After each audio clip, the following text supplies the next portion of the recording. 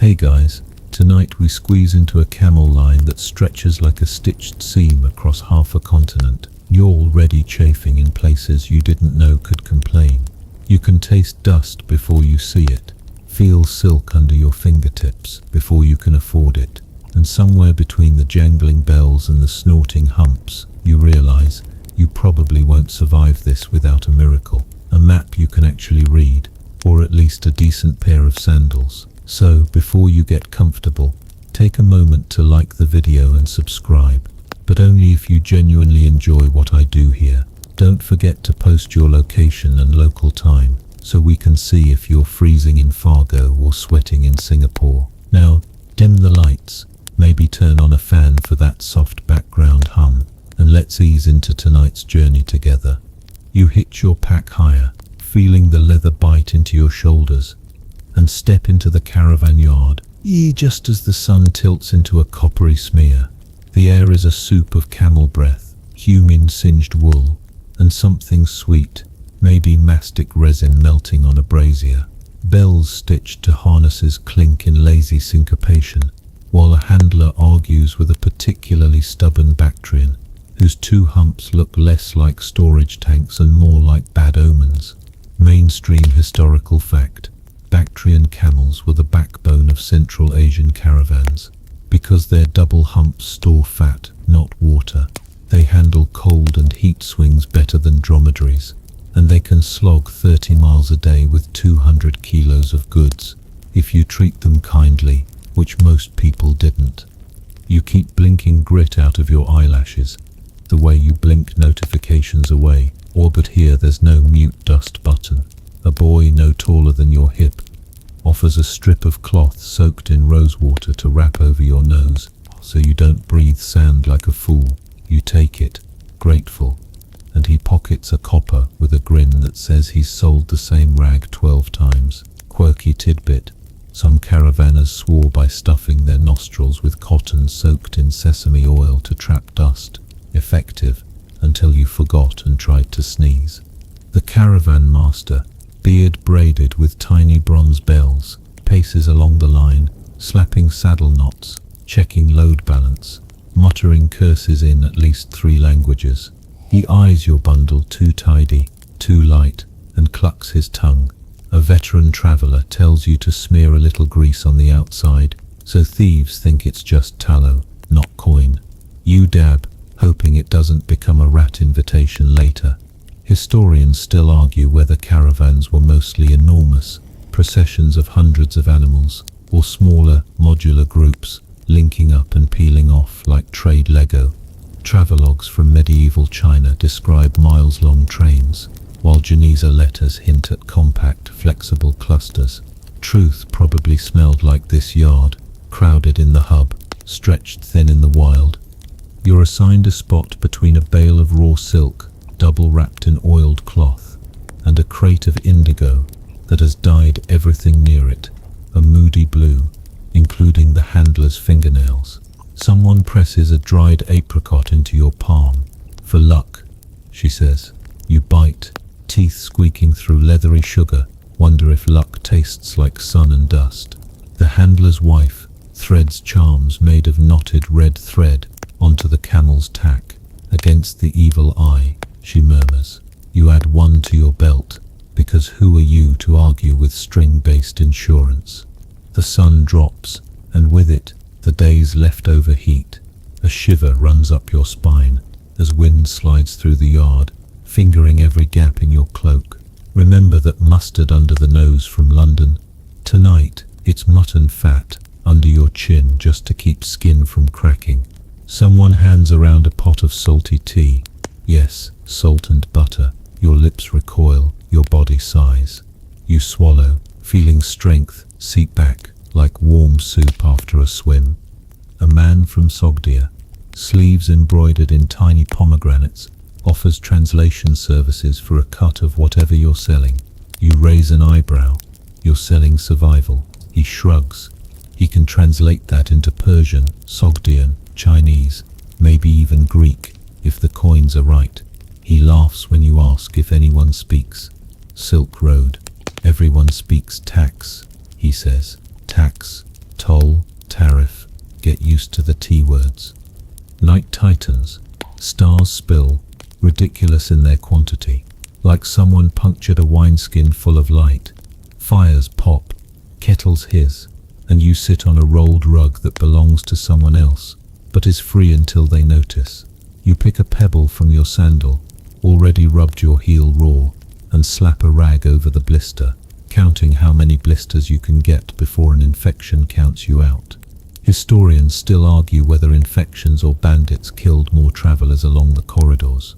Chronicles list raids, while burial pits whisper of dysentery and frostbite. You vote infection. You can negotiate with a bandit. You can't bribe a fever. The caravan master claps twice, signal for quiet, and outlines the route.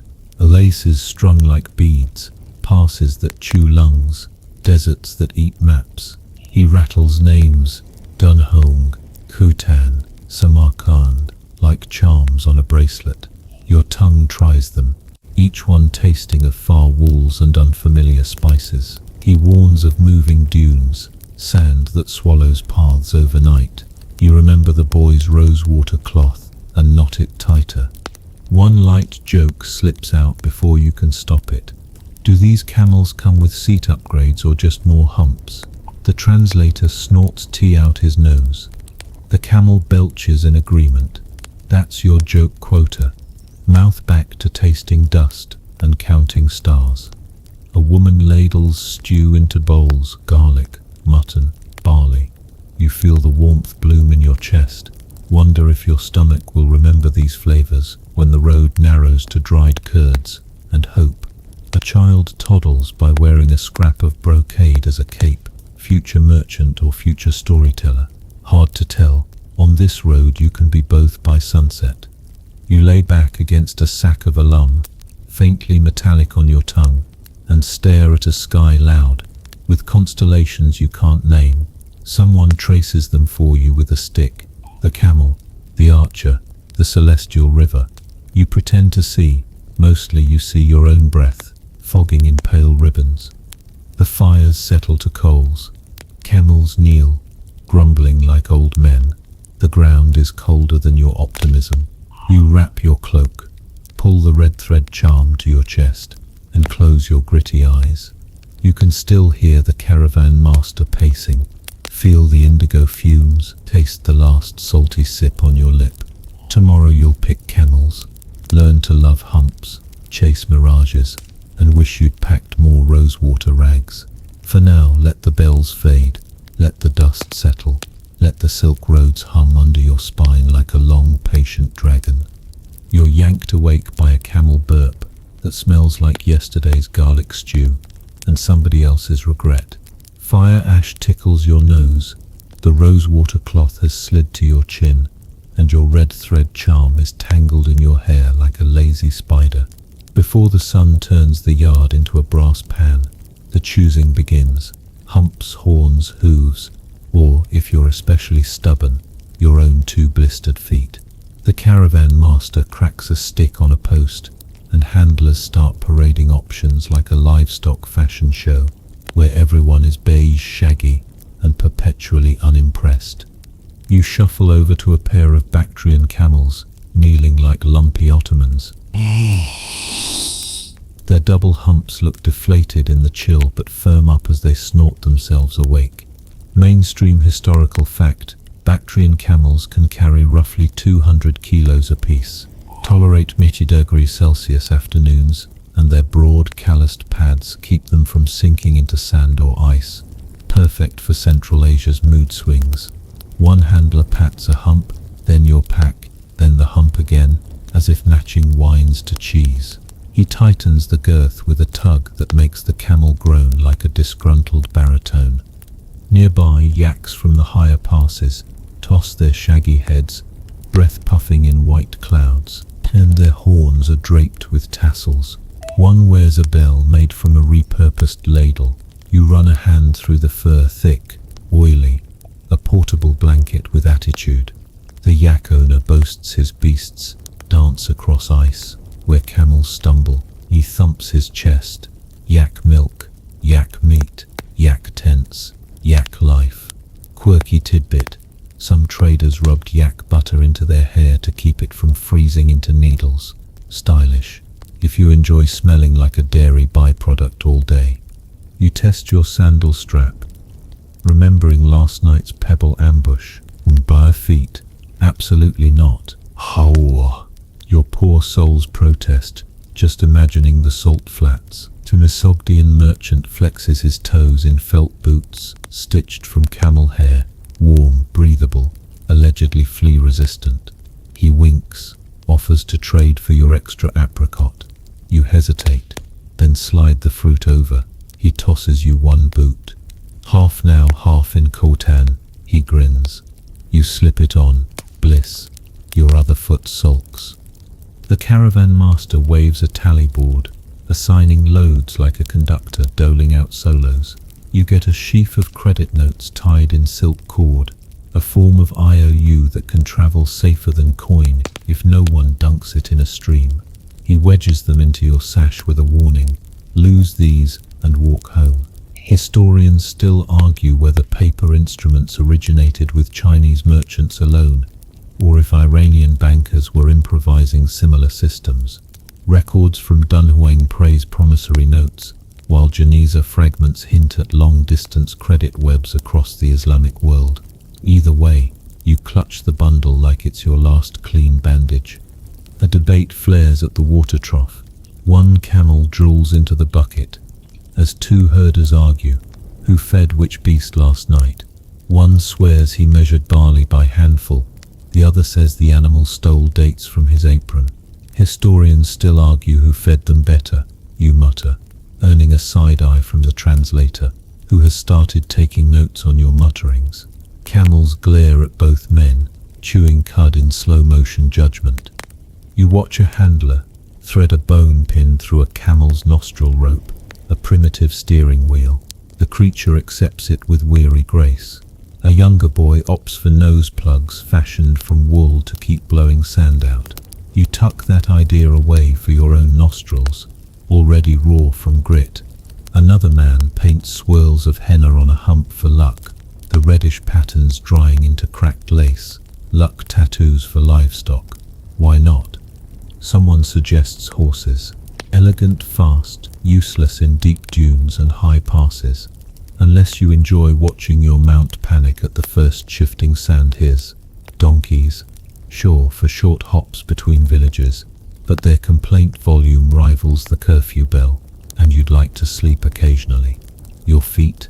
The translator cackles, pointing at your blister wrap. You'll be hobbling by noon, he says, then kindly hands you a scrap of felt to pad your heel.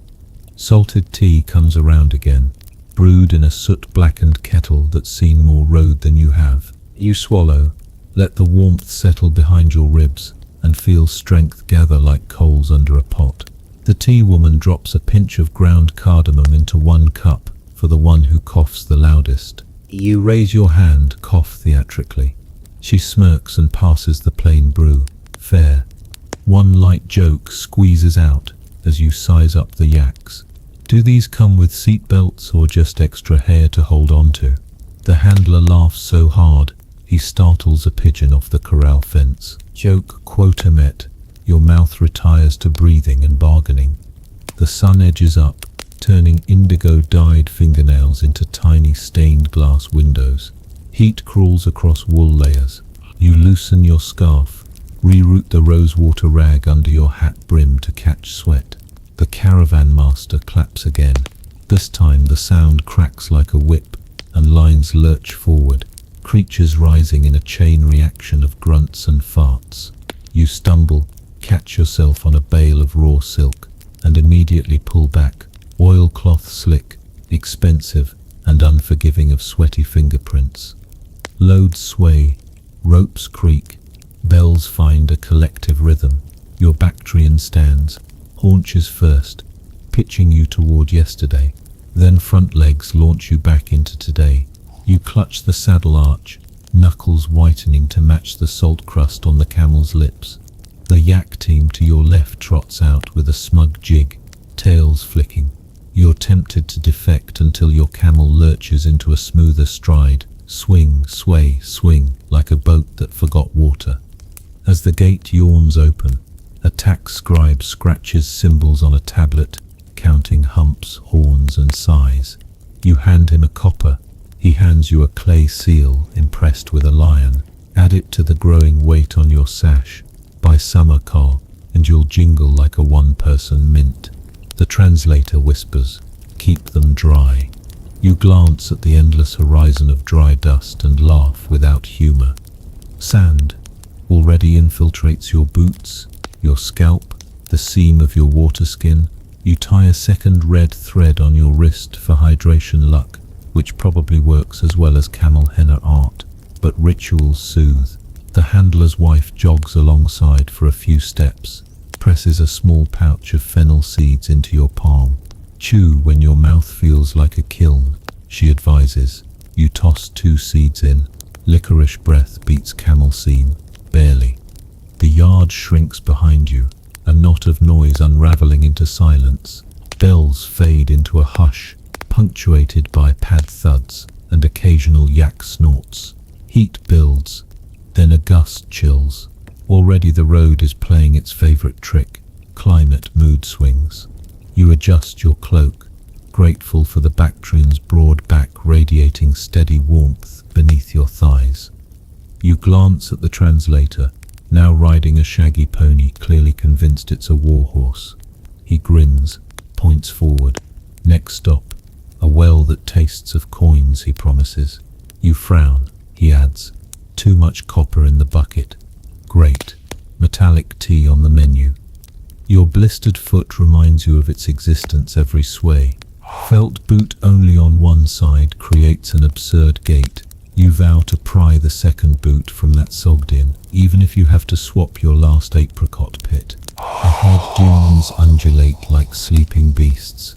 Behind, the yard becomes a mirage of memory. Rosewater rags, garlic stew, and that first camel belch fade into blending heat shimmers. A gust throws grit at your eyes.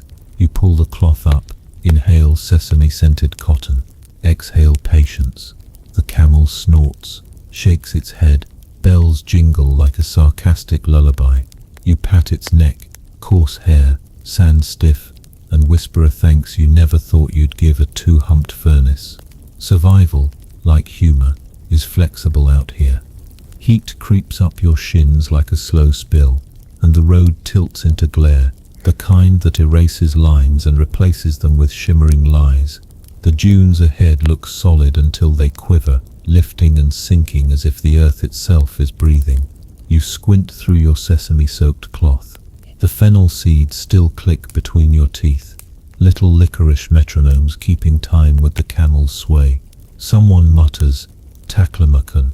You go in and don't come out, as if naming the desert will make it blink first. Mainstream historical fact, the Tarim Basin's Taklamakan Desert is one of the world's largest shifting sand deserts, its dunes marching under prevailing winds and burying ancient towns. Chinese chronicles warned travelers to tie bells and follow tamarisk markers, lest they wander in circles. Your water skin feels heavier than your courage, so you ration it, 2 mouthfuls when the sun reaches your shoulder, 1 when it stabs your hat brim. The translator tells you to swallow slowly. Let the drops slide under your tongue like a secret you can keep. Quirky tidbit. Some caravanners buried spare gourds in marked spots, returning months later to dig up desert wells they'd planted themselves. Others swore by carrying snow wrapped in felt from high passes, sipping meltwater as talisman against thirst. You either felt padding your one lucky foot, and briefly, absurdly, consider ringing it. Not yet. Wind gusts, and a dune to your right crumbles in a sigh, pouring grains across the track you just counted as safety. Paths move. The caravan master calls back, as if you needed the reminder. Historians still argue whether medieval maps of the region were symbolic route guides or practical diagrams. Some surviving silk scrolls show stylized mountains and oases like game pieces, while travelers' logs describe roads of bones and drums of sand that no ink could capture. You tuck the debate away for later, Your eyes need all their attention, squinting for the next tamarisk pole fluttering with rag flags. The camel's gait becomes hypnosis, forward, down, forward, until a mirage paints a blue smear on the horizon. A lake rimmed with palms so cliché you want to laugh. You blink, it ripples. You blink again. It's still there. The man on the yak snorts, spits into the sand. Don't waste spit, the tea woman scolds, then offers you a pinch of coarse salt to lick, trick your body into patience. You press grains to your tongue. They sting, then melt into a thirst that feels marginally less panicky. A bell ahead starts clanging faster. Someone's camel has sunk knee-deep into loose dune. You slide off your own beast, sand instantly swallowing your ankles like warm flour. You push from behind while the handler pulls the nostril rope, murmuring curses and encouragement in equal measure. The hump heaves, the beast lurches free, and you nearly face-plant into its tail. Sand pours from your boot, in the wrong boot, still bare felt on the other foot, and you shake it like a rug, which only lets more in. The translator smirks, offers next oasis, boot negotiations. A cluster of low shrubs appears, salt-tolerant tamarisk, their roots snagging sand like combs. Rags flutter from a pole lashed between them, fraying into a banner of past caravans' desperation. You tie your red thread charm there for a heartbeat, borrow its luck back, then re-knot it to your belt. A ritual exchange with a stick. A child ahead hums, counting steps in fives, tossing a pebble every 50 paces to mark distance backward in case forward disappears. Smart. You pocket 2 pebbles yourself. Insurance that weighs nothing until you need it. The sun climbs with malicious efficiency. Heat presses on your skull, tries to pry open your jaw, evaporates the mint you imagined. A handler pulls a camel hair cloth over his head and sinks onto his own hump, riding side saddle to stay in shade, cast by flesh.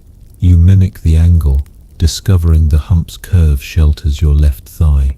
If you tuck your knee just so, adaptation by contortion. One light joke escapes as your camel farts audibly, and the yak to your left answers like a brass instrument. Great, we've started a desert orchestra.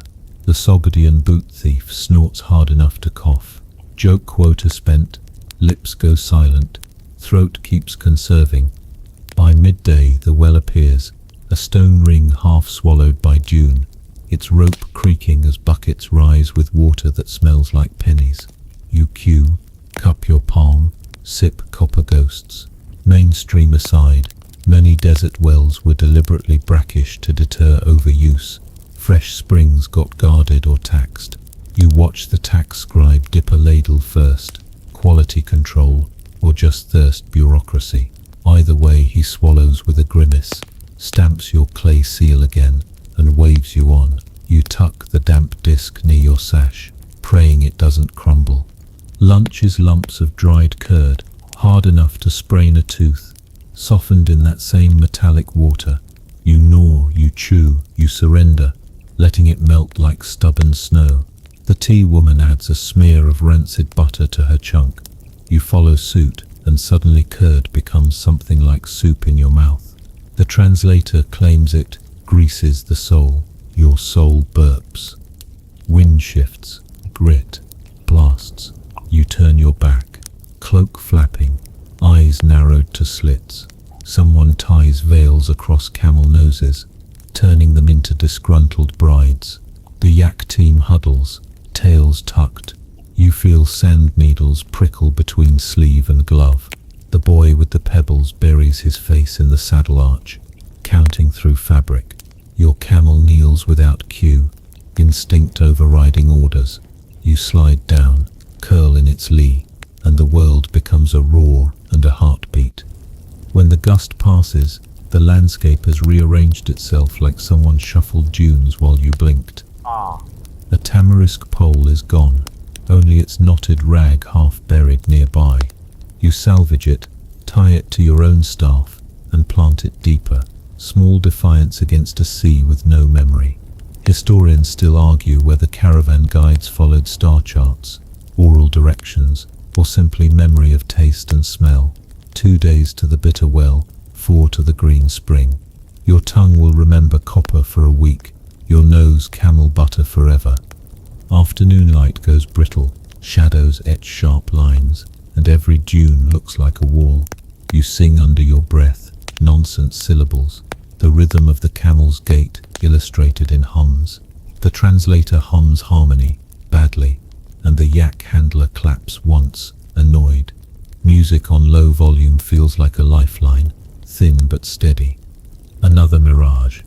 This time a caravan, elegant with banners crisp as if embroidered by rain. You raise a hand. It raises back. Then it dissolves, leaving heat shimmers dancing like laughter at your expense. You unpeel the rosewater rag, squeeze the last dampness onto your tongue. It tastes of old flowers and stale hope. Quirky aside, some travelers carried tiny mirrors to flash signals at distant groups. Others claimed mirrors warded sand demons by blinding them. You angle your polished seal at the sun, flash once, twice, purely for morale. The camel stumbles, steadies. Your blister foot throbs in time with your heartbeat. Felt boot side mocks the bare one. You picture the Sogdian's grin and vow creative barter at the next stop. The caravan master calls a halt near a crescent-shaped dune that offers both windbreak and climbing challenge for bored children. They race up, slide down shrieking, an energy economy you envy. You climb halfway, legs jelly, then sit, letting sand pour through fingers like hourglass proof. You're still moving, even when you stop. Evening finally slackens the heat's grip. The sky turns from brass to apricot, to bruised plum. A chill snakes in just as your tunic is soaked. It will freeze if you don't change quick. You swap to a dry linen under the cloak, modesty forgotten when frostbite drafts the script. Someone starts a tiny fire in a depressional hollow, fed by camel thorn twigs that snap like old bones. Smoke smells sharp, herbal, a relief after a day of your own sweat. Stew again, thinner this time, but still garlic enough to make your breath a weapon. You sip slowly, feel warmth creep back into fingertips. A woman sprinkles dried apricot shards into her bowl, brightening the brown with sunbursts. You fish your last sticky scrap from your pouch, drop it in. Memory of the yard, sweetness of choice in a day of necessity. Stars crowd overhead, brazen and unafraid of dust.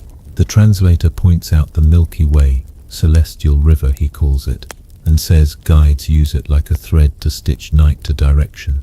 You lie back, saddle for pillow, hump for windbreak, red thread charm looped round your wrist, and the tamarisk pole, a circuit of superstition that hums softly as sleep stalks. Your last swallow of water tastes like coin again, coppery, metallic but wet. Your lips crack anyway, so you smear mutton fat on the split, tasting dinner on your mouth twice. You tuck the fennel seeds back in their pouch. They crunch in the dark like tiny secrets. The camel groans, yawns, settles its head near your knee. You reach out, rest your palm on coarse hair, and whisper gratitude you never thought you'd owe a creature that smells like boiled laundry left in the sun. Sand still trickles in tiny avalanches down the dune, soft shushes like enormous cats breathing. Your eyes sag, shoulders finally unclench. Tomorrow will smell of camel milk and paper notes, of toll gates and clerks. Tonight smells like iron water and tired leather.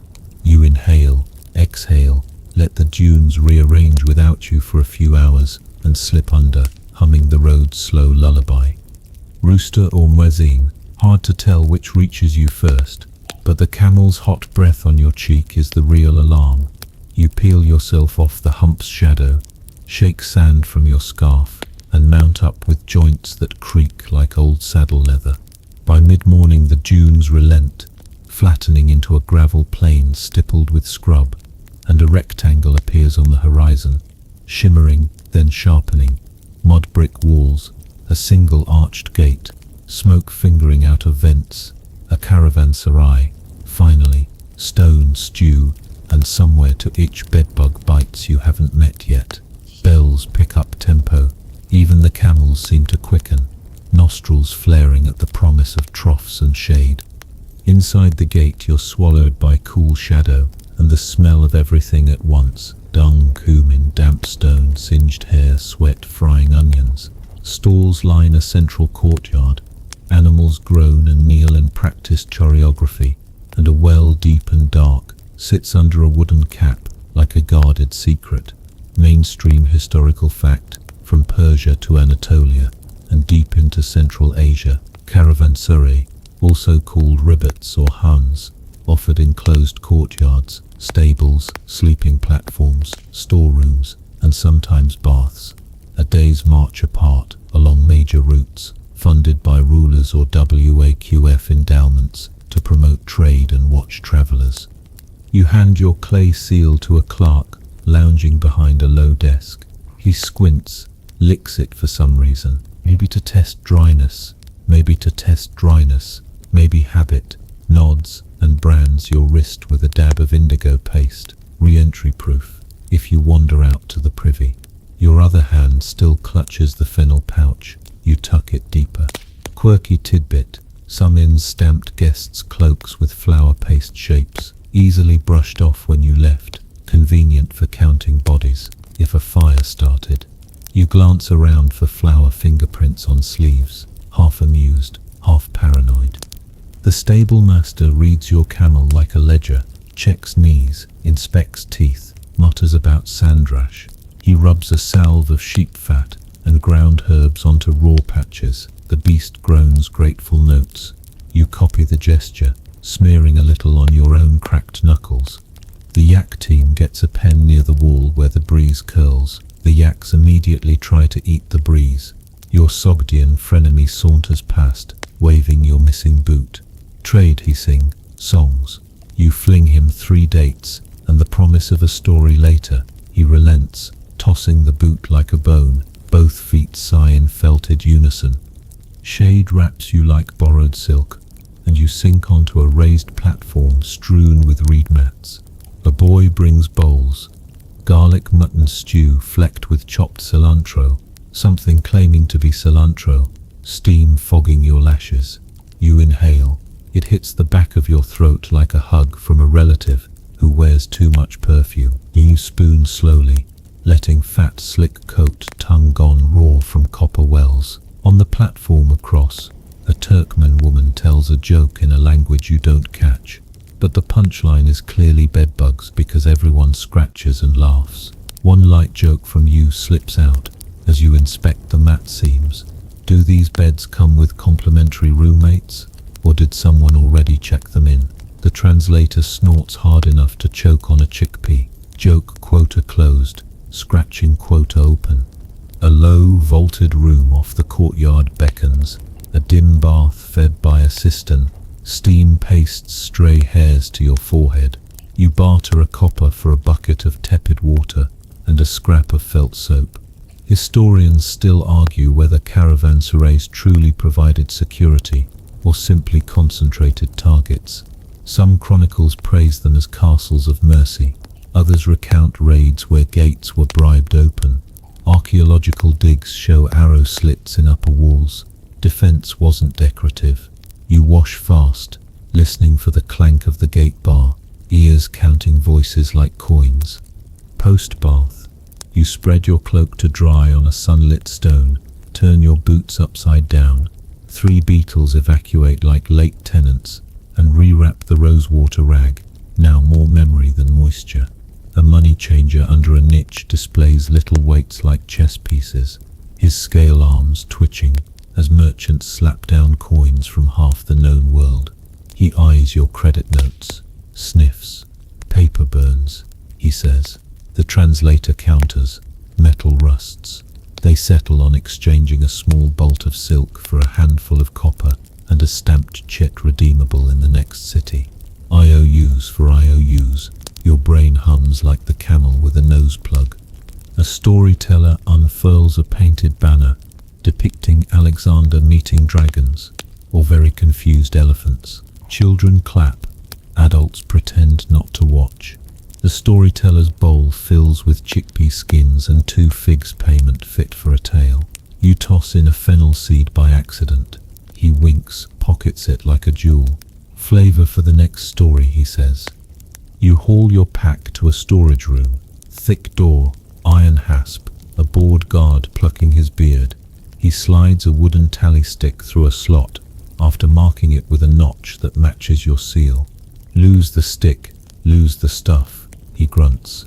You resist telling him about the tally stick ecosystem in your pouch. Instead, you tuck his into your sash with a sigh of familiarity. Evening drapes itself over the courtyard. Lanterns flicker in iron brackets, tossing gold patches on camel flanks. Someone tunes a setar. A woman hums a line that curls like smoke. Garlic still rides the air, but now joined by cardamom steam from a teapot balancing on 3 stones. A scribe scratches away under a niche lamp, copying a contract in a hand so tiny it looks like ants marching. You peer over his shoulder. Most of it is standard, in case of loss by fire, flood or bandit. He underlines bandit twice. Bed allocation turns into diplomatic theatre. The best spots, upper platforms away from draft and dung, go to those who paid extra, brought news or know the keeper's cousin. You end up mid-tier, between a bales of wool couple and a monk who snores like a forge bellows. You stuff more wool in your ears. Who knew yak fluff was noise-cancelling? The mat seams tickle your calf. By the 3rd tickle you find the culprit, tiny, flat, determined. You flick it into the dark, whispering, find a richer victim, as if bedbugs respect class. A peddler circulates with little clay lamps, selling them filled or empty. You buy an empty one, fill it with a smear from the sausage man's fat crock. You still smell like last night's hash. Strike a spark with borrowed flint and set a flame at your feet. Shadows of scrolling smoke paint the ceiling in wavering lines. Maybe they'll distract the bugs. Conversations braid in the dark. Spice prices. A rumor about a collapsed bridge near Bulk. An argument over whether snow actually sings in the Pamirs, or if that's just wind carving lies. The translator takes bets. You wager a fennel seed, your new universal currency. That snow hums when you're too tired to know if it's real. He pockets it, adding to his spice-scented hoard. Before sleep, you check your seals, lion, fish, star, pial from various toll gates. You thread them on a thong, tie it to your belt. The indigo stamp on your wrist smudges as you rub at a scratch. Now it looks like a bruised map. You laugh quietly at your own geography. You sip the last of your salty tea. Cold now, but mint the tea woman tossed in surprises you at the end. Another accidental posting. Not yet, but your stomach loosens. A distant howl stitches through the walls, wolf or wind. A guard murmurs to his spear, as if it listens. You curl on your side, back to the wall, tally stick under your palm instead of pillow, because old habits travel well. The mat rustles, just fiber, you tell yourself. Your red thread charm scratches your wrist. You tuck it under your chin. The setar player plucks a final note, lets it hang until even the bedbugs pause. Then nothing, only breath. A drip from the cistern, and the layered silence of people pretending not to snore. Outside, gates stand barred, torches gutter low. Are you safer? Maybe. Historians can keep arguing. You're horizontal, warmer than the desert, and marginally less edible to things that bite. You exhale garlic, inhale cardamom, and let stone walls trade the shifting dunes for unmoving dreams. You barely get 3 mouthfuls of morning porridge barley again, but with a heroic raisin cameo before the gate creaks open, and the caravan is funneled straight into a bureaucratic gauntlet. A wooden arch straddles the road like a smug eyebrow, and beneath it sits a platform piled with ledgers, seal cords, abacuses, and one very bored-looking scribe, whose ink-stained fingers twitch every time a bell jingles. He doesn't smile, he stamps. You offer your lion seal. He squints, compares it to a wax impression in a clay tray, then adds another blob of clay and presses a different animal into it. Now you wear a menagerie on your belt. Lion, fish, ibex, official zoo. Mainstream historical fact. Stretches of the Silk Roads were punctuated by toll gates and customs posts, run by local rulers or military governors.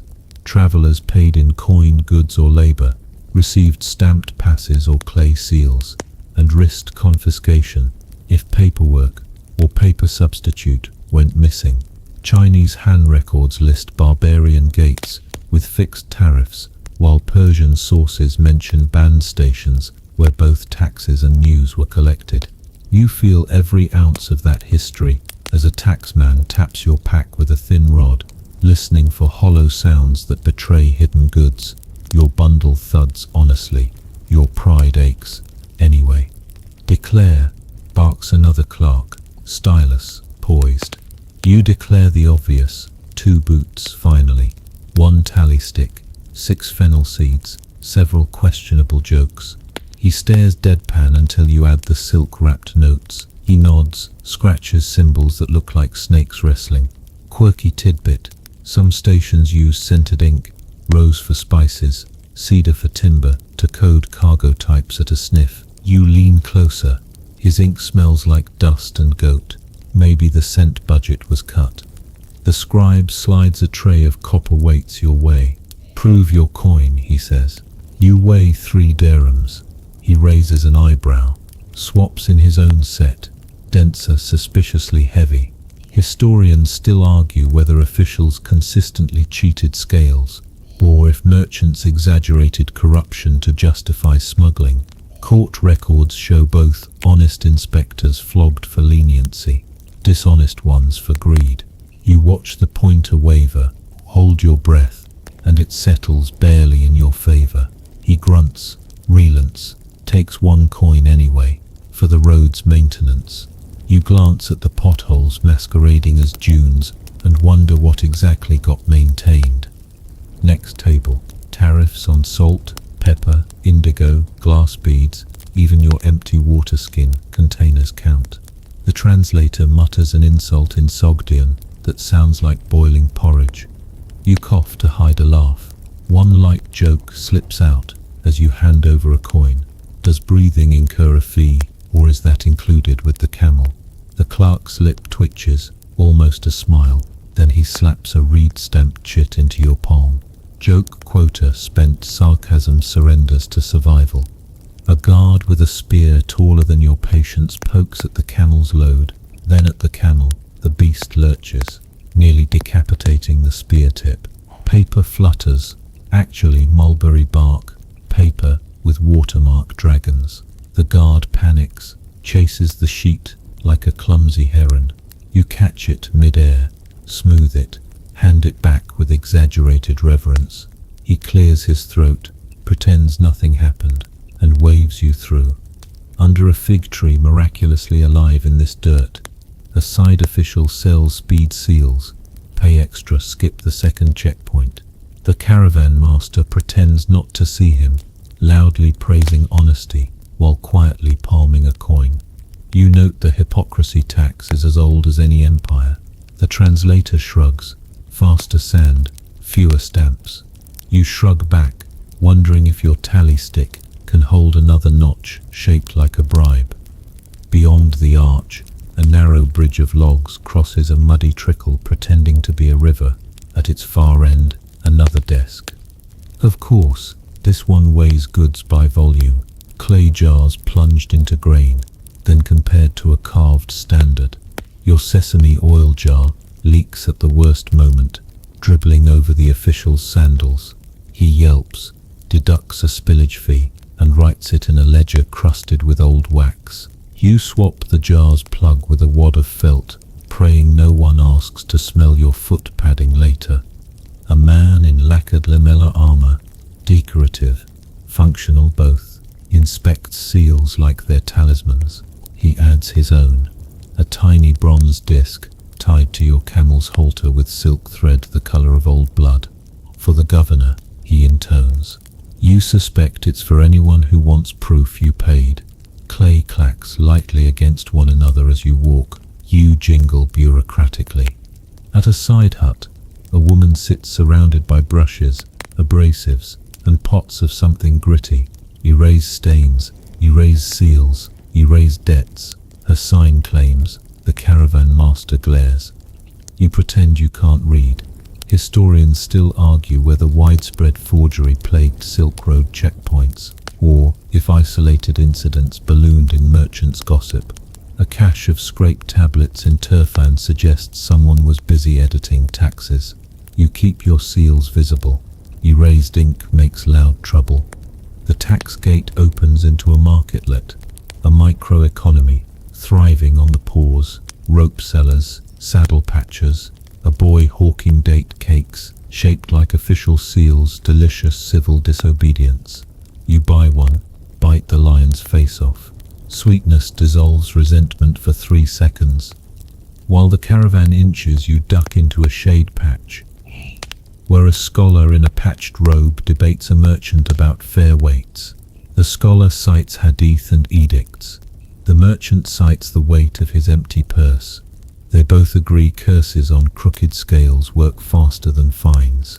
You quietly add a pebble to your tally stick pouch, thinking of your own moral fulcrum tilting under survival's thumb. A guard dog ambles through, sniffing packs for meat or affection. He sneezes at your fennel-scented sash, then flops under your camel's belly. The beast huffs, shifts. The dog sighs, detant under the arch. Finally, the last desk, a bored teenager with a basket of clay seal blanks and a stamp shaped like a sunburst. He yawns, plops a blob on your sash thong, presses perfunctorily, barely glances at your face. You realize the power of fatigue in governance, too tired to cheat, too tired to care. You bow anyway, partly out of habit, partly respect for anyone pulling administrative duty under this sun. Past the toll line, the caravan exhales like a single creature. Bells resume their lazy clink, and wheels creak as a cart stuck on a rut lurches free with a chorus of curses. You catch up to the translator, comparing seal collections like children trading shells. He has a crescent you covet.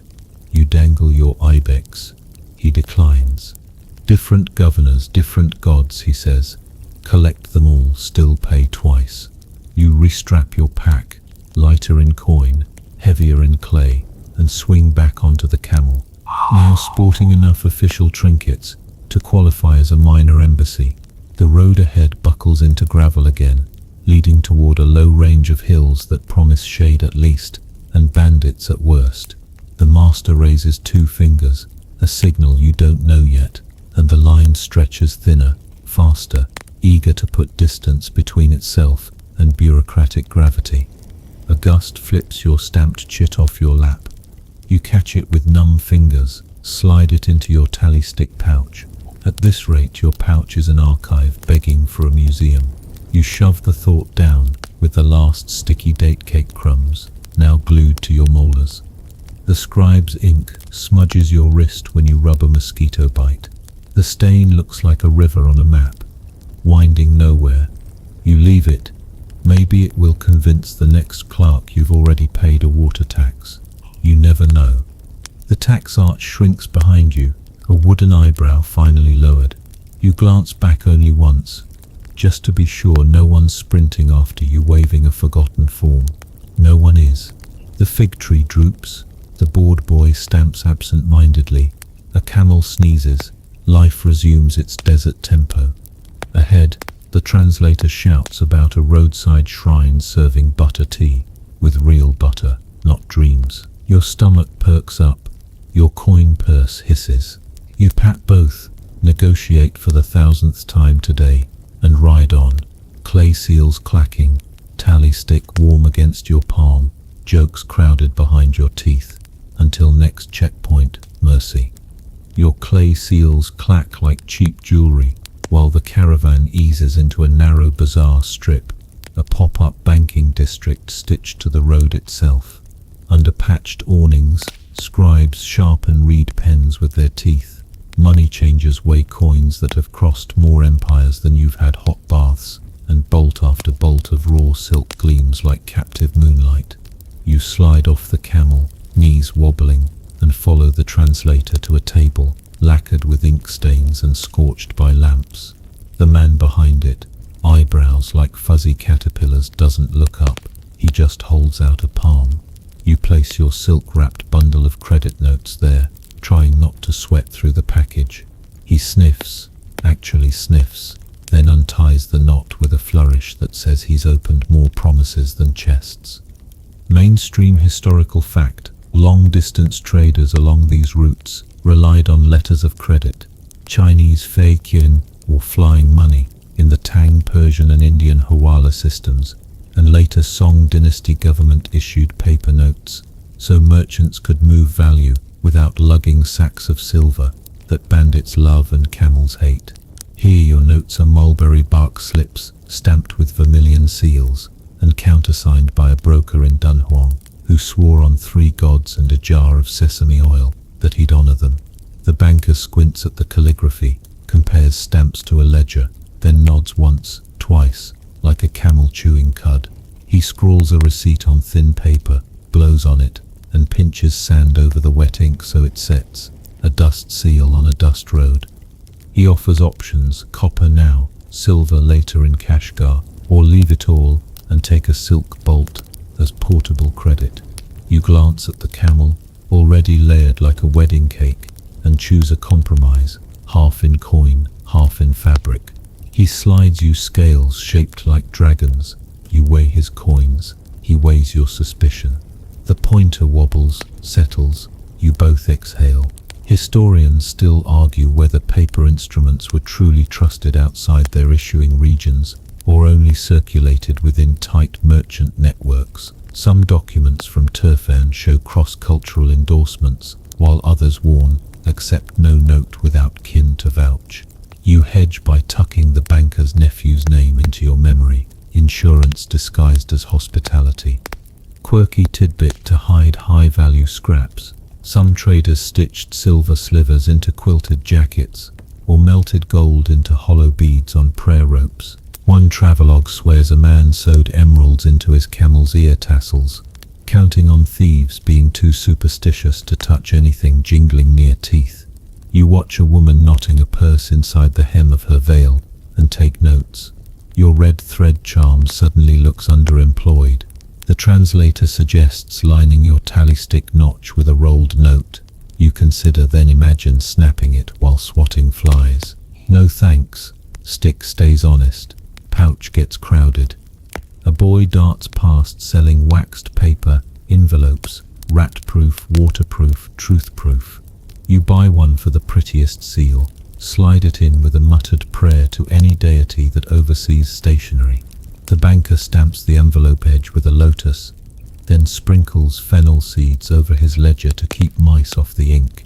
You grin, fennel everywhere, apparently also a security system. You move on to a stall where a woman weighs silk like it's flour, folding and refolding, until the bolt sits exactly 42 chid, the agreed measure. She stains a corner with a dab of indigo as a brand, hands you a scrap as receipt. You sniff it. Smells like wet pennies and cabbage. Indigo never lies. She winks, whispers, hide coins in the selvage, then sells you a needle from a ram's horn. Your sewing is atrocious, but desperation trains fast. Nearby, a money changer flips a copper coin into the air, catches it on the back of his hand, and declares it counterfeit before it lands. He snaps it in two with pliers. The core is lead. He spits. You swallow. The translator mutters, "Pay in weight, not faces." You slide your coins on his portable scale. 2 balance, 1 sags, bad alloy. The changer grinds it against a touchstone, grimaces, flicks it back. You pocket it for tips to bedbugs. Maybe they accept junk metal. In a shady alcove, a Persian scribe drafts IOUs on silk strips for a cluster of Uyghur traders. each line ending in a curled flourish like a camel's tail. He burns the draft ends to prevent additions. Fire as notarization. He offers to copy yours for a fee. The translator shakes his head. Too many hands, too many eyes. You keep your notes close enough to smell the ink. A monk in faded saffron robes offers to bless your credit slips for luck. You offer him a fennel seed. He laughs. Bless the camel first, he says, patting your beast's flank. You do, whispering something nice about its humps, while secretly blessing the ink that binds your future meals. One light joke slips free when the banker asks if you want to open a travel account, only if it comes with a free camel upgrade and no annual hump fee. He snorts tea out his nose, wipes it with a ledger corner, then glares at the smear. Joke quota fulfilled, ledger forgiven. You watch an old woman pour sesame oil from one jar to another through a funnel of folded paper. The paper darkens but doesn't leak. Quality bark pulp saves lunches and fortunes alike. Quirky aside, too, some merchants use dried sheep stomachs as safes, waterproof, smell-proof, thief-proof if thieves had noses. You eye the camel's chewing mouth and decide your pouch is fragrant enough already. Goods exchange hands like greetings. A man from Kedaswaresm swaps tin ingots for rhubarb roots, the medicinal kind, not pie material, wrapping them in silk to confuse tax sniffers who only look for spice shapes. Historians still argue whether certain commodities traveled the whole length of the roads or hopped segment by segment. Chinese silks reached Rome, sure, but did Roman glass really make it back east in bulk, or only as diplomatic sparkle? You care less about macro flows and more about whether your glass bead string will fetch salt at the next well. You duck into a tea tent where deals whisper over bowls. A low table holds a ledger with slots cut out, hidden compartments stuffed with rolled notes. You almost sit on it. The owner hisses, yanks it away, then offers you tea to smooth ruffled feathers and paper. The brew is thick with butter again, but now spiked with what might be saffron or just a persuasive yellow herb. Your tongue cheers anyway, remembering saffron buns you'll never see out here. Time slips, on drifts. You realize you've spent 2 hours moving numbers from paper to pouch and back, sweating more over ink than over dunes. You rejoin the caravan lighter in fear, heavier in responsibility. Coins clink, silk rustles, seals clack. The camel eyes your bustle with bored tolerance. As you remount, the translator tucks a tiny bamboo tablet into your sash. Lists of exchange rates, he says, current as of last week's gossip. Rates change faster than dunes, he warns. You feel suddenly like a walking abacus, every step recalculating value in salt silk stories. The road curls toward low foothills, rocks replacing sand underfoot with a crunch the camel dislikes, but your ankles adore. You adjust the silk bolt under your saddle cloth, praying mice don't discover it tonight. You pat your pouch, a reliquary of fennel, notes, seals, and that counterfeit coin you still haven't tossed. Every jingle says you owe, you own, you're owed. Wind whips, slip of paper escapes the tea tent behind you. Cartwheels once, sticks to a thorn bush. You almost jump down, then see a boy sprinting. He grabs it, kisses it, shoves it into his shirt. Someone's dinner, saved. Paper can be life when it's the promise of grain in Kashgar, for cumin in Kucha. The caravan master raises his stick, twirls it, signal for tighter formation. Banking done, bandits begin. You cinch straps, knot notes deeper, hook your seals beneath your tunic hem. Clay is less tasty to thieves than coin, but metal sings. Silence your pockets. You stuff the counterfeit coin in your boot, let it earn its keep as a blister guard. As evening brushes the hills with lavender grey, you inventory under your breath. Credit slips, sealed, coins, halved, silk, stitched, tally stick, splinter-free, jokes, rationed. Your brain buzzes like a counting house. but your body just wants stew and a rock without scorpions. The first stars prick through, and with them, a small wind-chimed shrine glimmers ahead, butter lamps flickering, a monk with a ledger of prayers, not taxes, nodding slow welcomes. You feel the tension ease from your shoulders, at least until the next toll or avalanche. For now, you tuck your notes tight, breathe the butter smoke, and let the sound of clacking seals blend with bells like a tired lullaby. Your tongue wakes up cranky, coated in copper, well aftertaste and butter tea film, and promptly betrays you at the first stall. You point at a sack of crystalline chunks, say what you think is the word for salt, and the trader hands you dates. Sweet, sticky, entirely the opposite of what your camel sweat-crusted lips begged for. Giddy, you try again, slower, louder, because volume obviously solves language, and now he offers mustard seeds. Wrong caravan, wrong continent, wrong condiment. The translator doubles over, wheezing into his sleeve. You resort to miming sprinkling over stew, while pretending to be thirsty. The man finally shrugs, scoops a pinch of the real stuff into your palm. Success seasoned with humiliation. The market at this way station isn't grand. 3 awnings, a stack of goat skulls, 2 grinding stones, but it's a Babel in miniature. Persian, Sogdian, Turkic dialects, Tacharian leftovers, Tibetan, Chinese, Sanskrit phrases, shouted like spices, tossed into a communal pot. Mainstream historical fact, Sogdian became the go-to commercial lingua franca along much of the Central Asian Silk Roads between the 4th and 9th centuries. Their merchants carried not only silk and spices, but contracts and conversations, bridging empires with vowels and IOUs. Later, Persian and Turkic languages took larger slices, while Chinese dominated bureaucratic checkpoints in the east. You're stuck in the era where all of them coexist, jostling like camels at a watering hole. A polyglot kid, maybe 12, eyes like polished obsidian, sidles up, tugging your sleeve. What you need, he chirps in something halfway between Persian and playtime. You test him, salt. He rattles off 5 words, points at 5 sacks, only 1 correct. You nod, he puffs up. Quirky tidbit, caravan children often learned trade patter in half a dozen tongues by osmosis, then hired out as ear boys, translating whispers and swears for small coins. Some grew into brokers, others into storytellers who monetized miscommunications. You give him a copper and a fennel seed, payment and snack, and he beams like you handed him a bolt of brocade. He trails you like a shadow with a dictionary. Hey!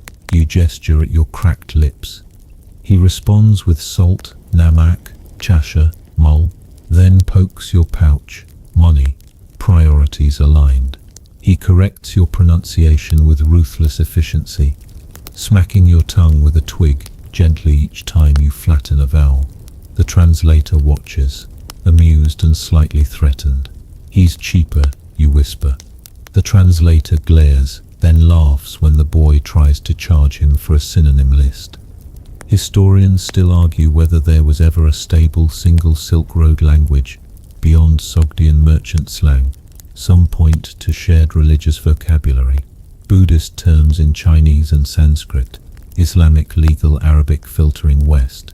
Others insist caravans created micro-pigeons that evaporated after a few miles.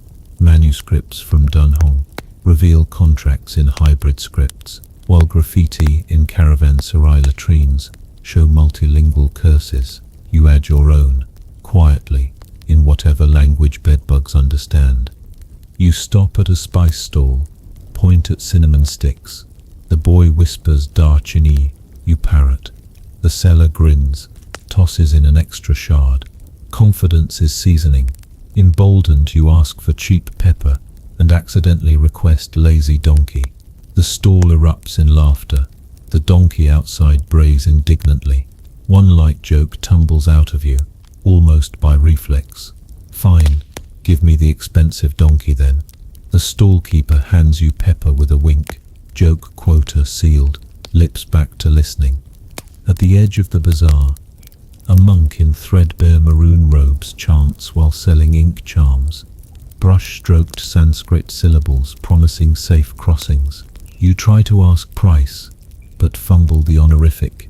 He corrects you kindly, then waives the fee for a breath of your salty tea. Cross-cultural exchange is sometimes just shared hydration. The boy pockets the charm for you, tucking it beside your red thread. Your belt now a multilingual charm bracelet. You catch snippets everywhere. A Turkey drover teaching a Chinese clerk how to say receipt.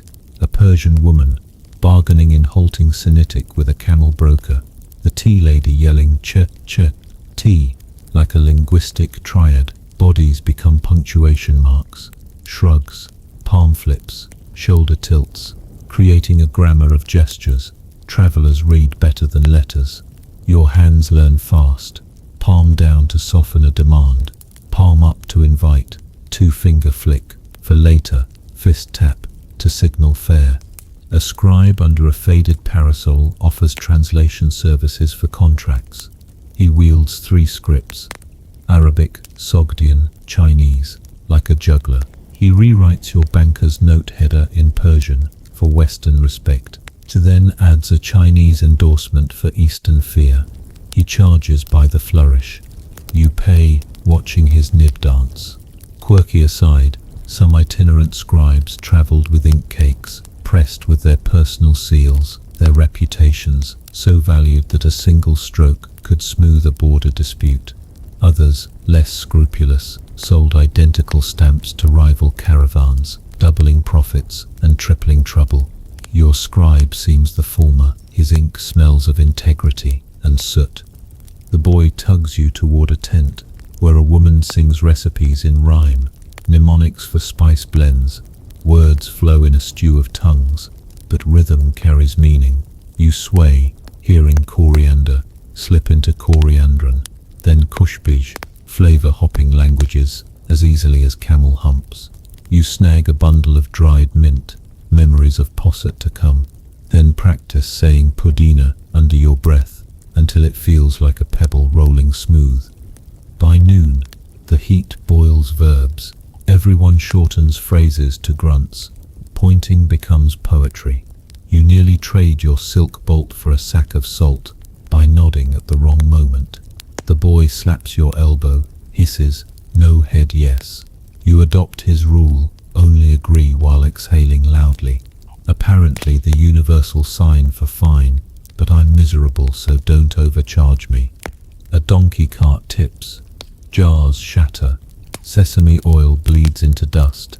The cart driver howls in Turkic. The jar maker curses in Chinese. And 2 guards argue in Persian about road rights.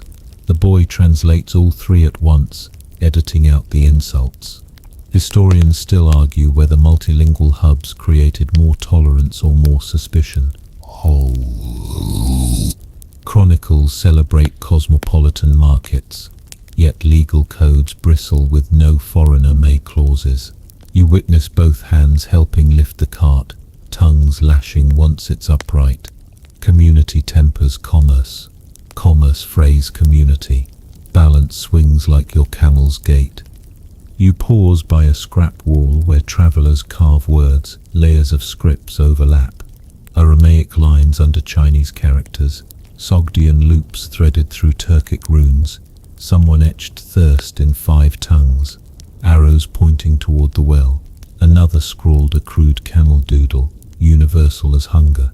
You add a tiny tally stick sketch, a private joke only your pouch appreciates. Mid-afternoon lulls the bazaar into a sleepy buzz. The boy curls in shade, munching your fennel seeds like popcorn. You sit, back against a crate, unraveling the knot that keeps your notes close to skin. A woman passing hums a lullaby in a language you don't know. You hum along anyway, matching cadence, not meaning. The translator watches, something like respect softening his eyes. Survival through mimicry earns its own stamp. A messenger gallops in, horse foam crusting reins, shouting news of a bridge washed out to the west. Instantly, tongues twist it, bandits burned it, a dragon sneezed. Officials taxed the river and it rebelled. The boy translates each rumor with equal seriousness. You pocket them all. Information is lighter than silk, heavier than ignorance.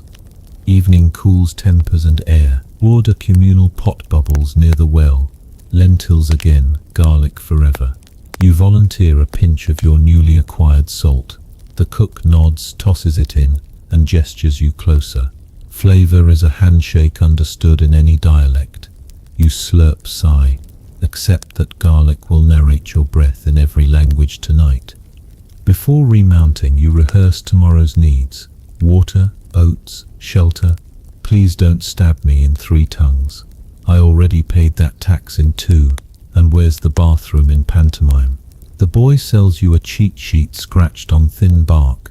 Symbols for safe, bad water, closed, temple, and his favorite, no price haggle.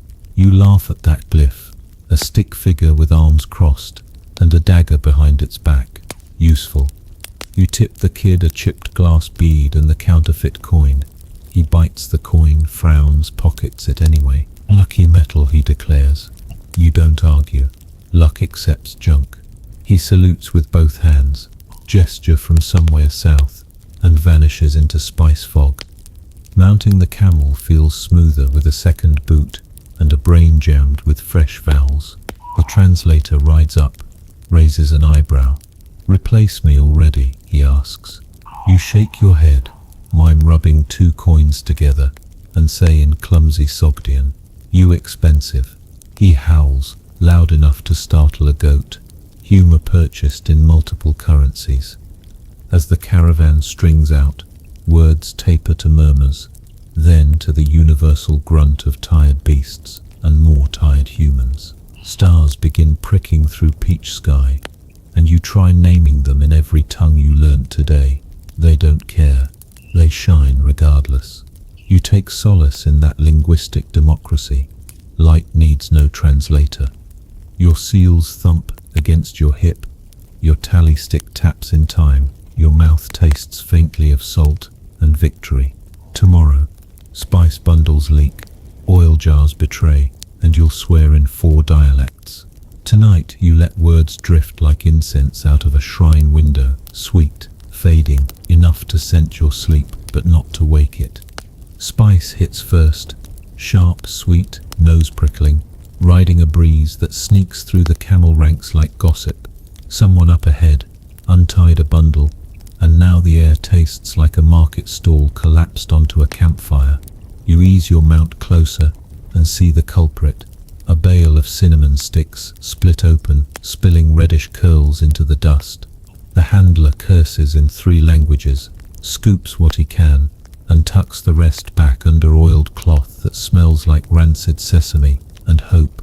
You pinch a shard between finger and thumb, rub your skin glows amber, your nose thanks you. Mainstream historical fact.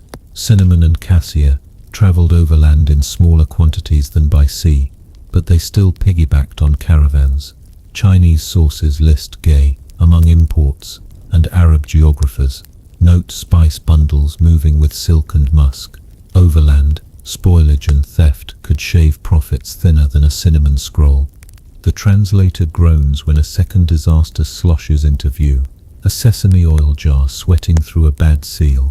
Pale rivulets snake down, soaking a silk roll, turning it translucent in indecent patches.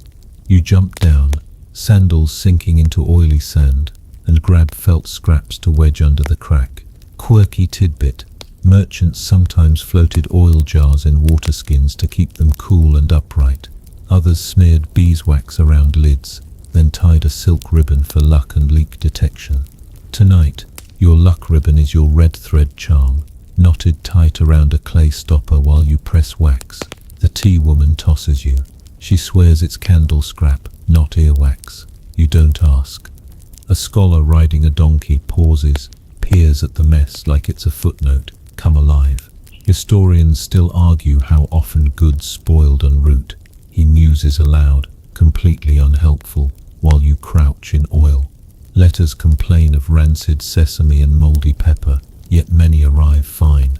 Selection bias, perhaps. You glare, He offers a page from his manuscript to pad the leak. You decline. Ink oil soup will not help resale value or his career. He shrugs, rides on, still theorizing. You repack the cinnamon, wrapping it in the indigo-stained cloth you were saving for a pillow. Priorities shift with viscosity.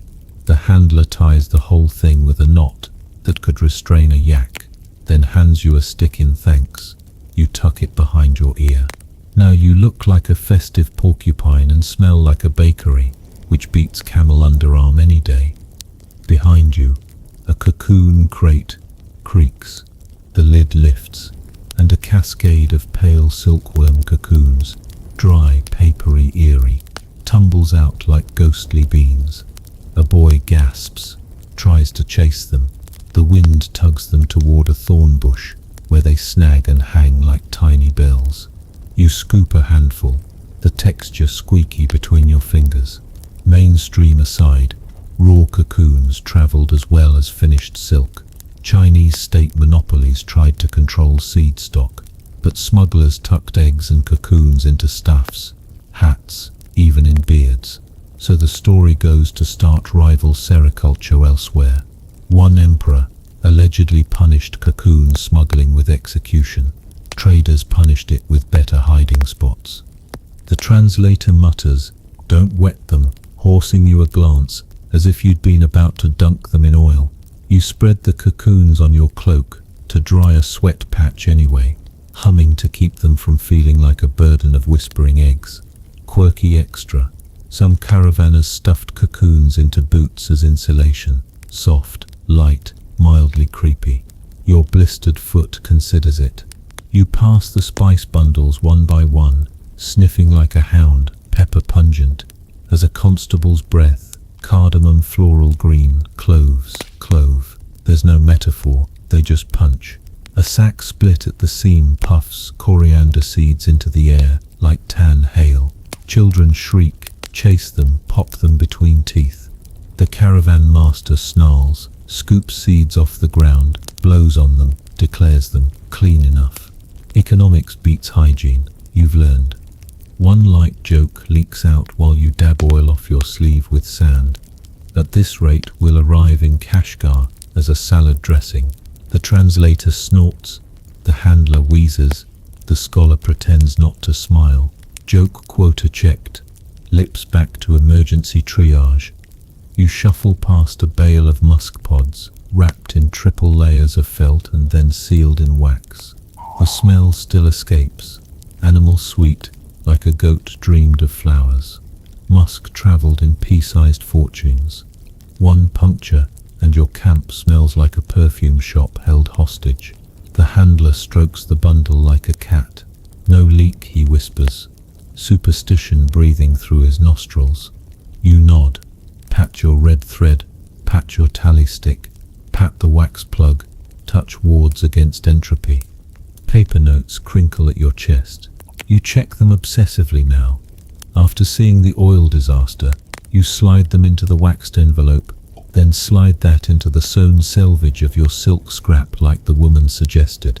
Needle between camel bumps is an art, but necessity stitches steady.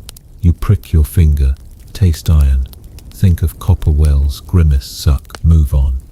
Afternoon heat turns spices aggressive, or pepper stings your eyes, cinnamon dries your tongue, sesame sticks your hair. A breeze spells relief if it weren't spelling coriander across your face. You tie your cloth tighter, now smelling faintly of potpourri way past expiration. The camel sneezes. A dust and clove cloud settles on everyone like a blessing no one asked for. The scholar returns, of course he does, to note that cassia might be actually cheaper, bark dubbed cinnamon by gullible Westerners. He quotes Pliny, then a Chinese pharmacopoeia, then shrugs. Names travel poorly. You respond with a non-committal grunt that could mean agreed, or please let me fix this leak before the oil brines us alive. He scribbles anyway.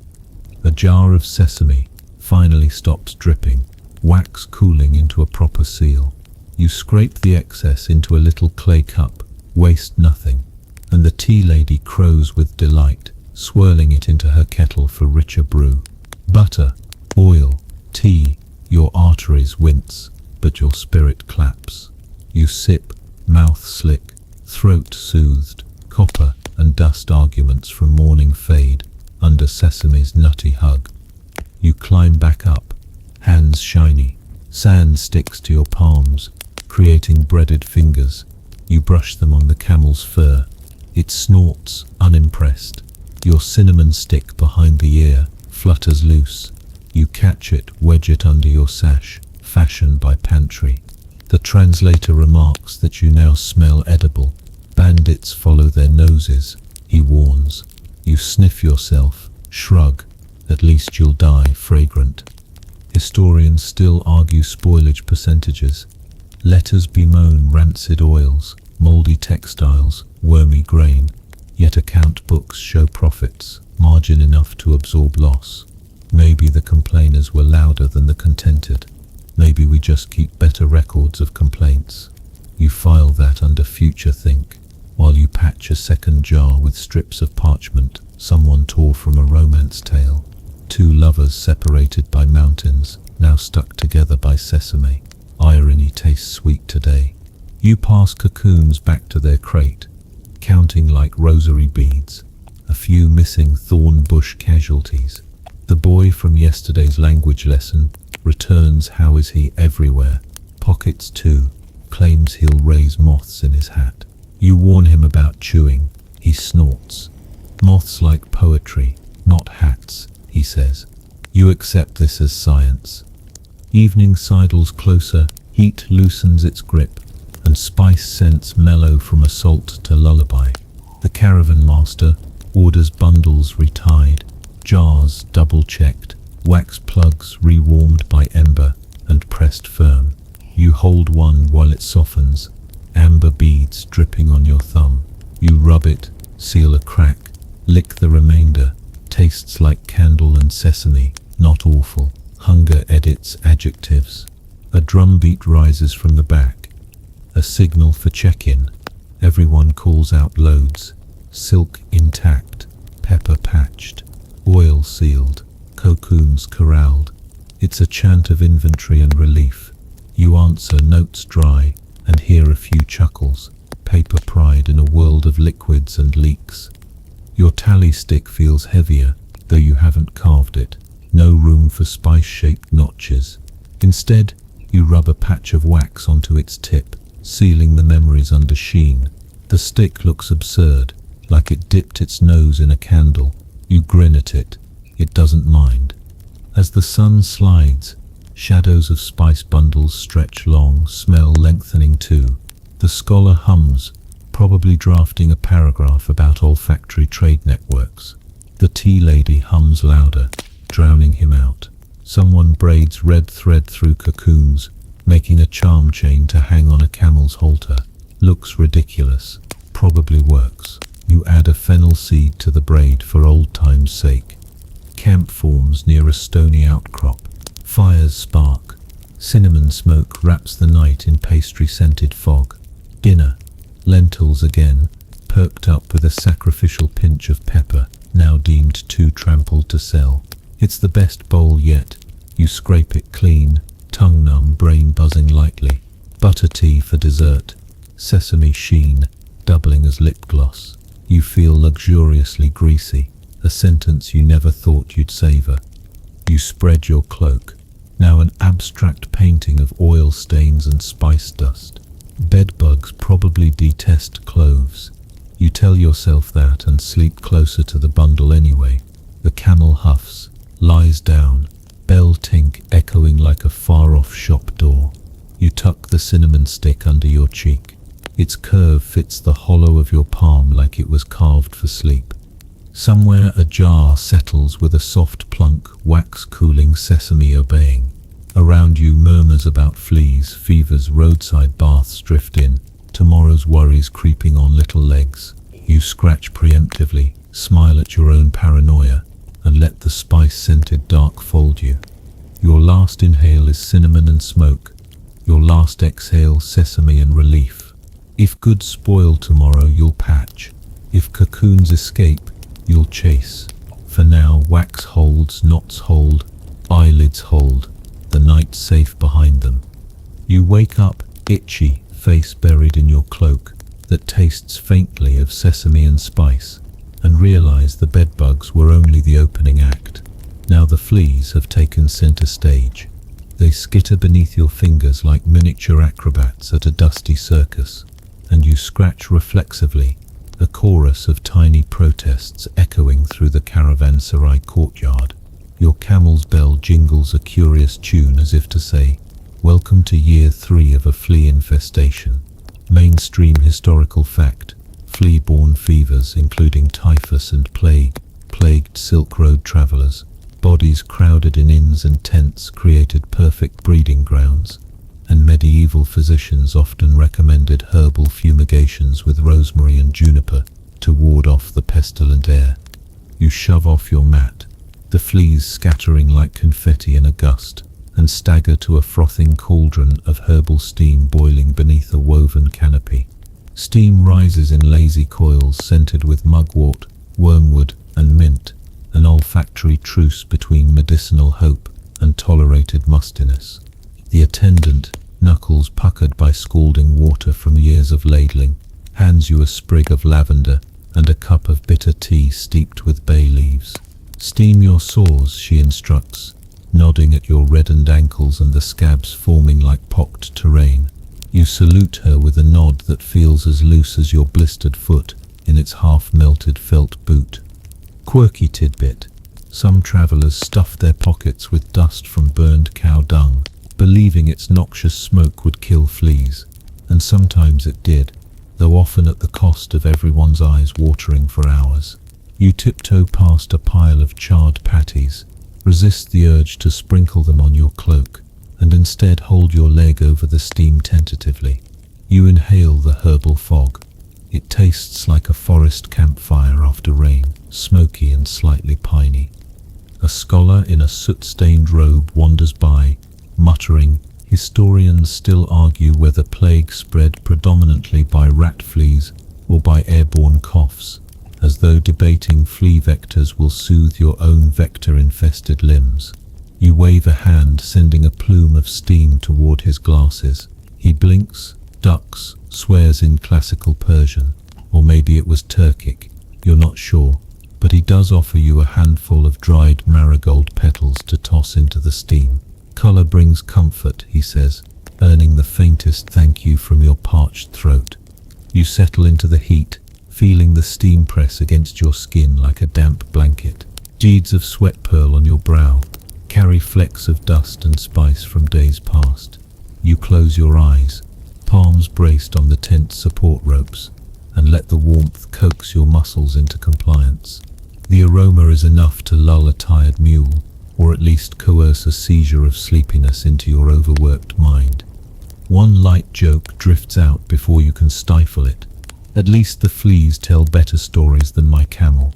The attendant chuckles, flicking a stray petal into the cauldron, and assures you that camels are boring storytellers.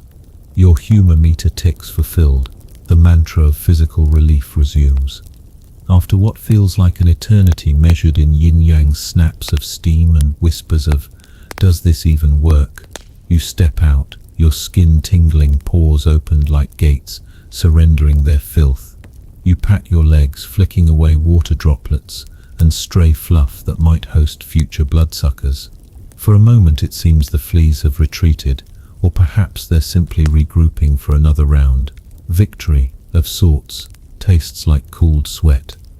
Nearby, a vendor sells little leather pouches filled with crushed dried mint and wormwood. "Wear these, sleep at ease," he promises. You snag one, lean in to sniff, and nearly knock over your teacup. The mint punch clears your sinuses like a micro-desert storm. You clamp the pouch to your chest, beneath your sash, as a second skin of scent-based repellent. Your fingertips trail over the healing marigold petals drying on a rack. They shatter to dust under your touch, and you inhale the golden scent deep.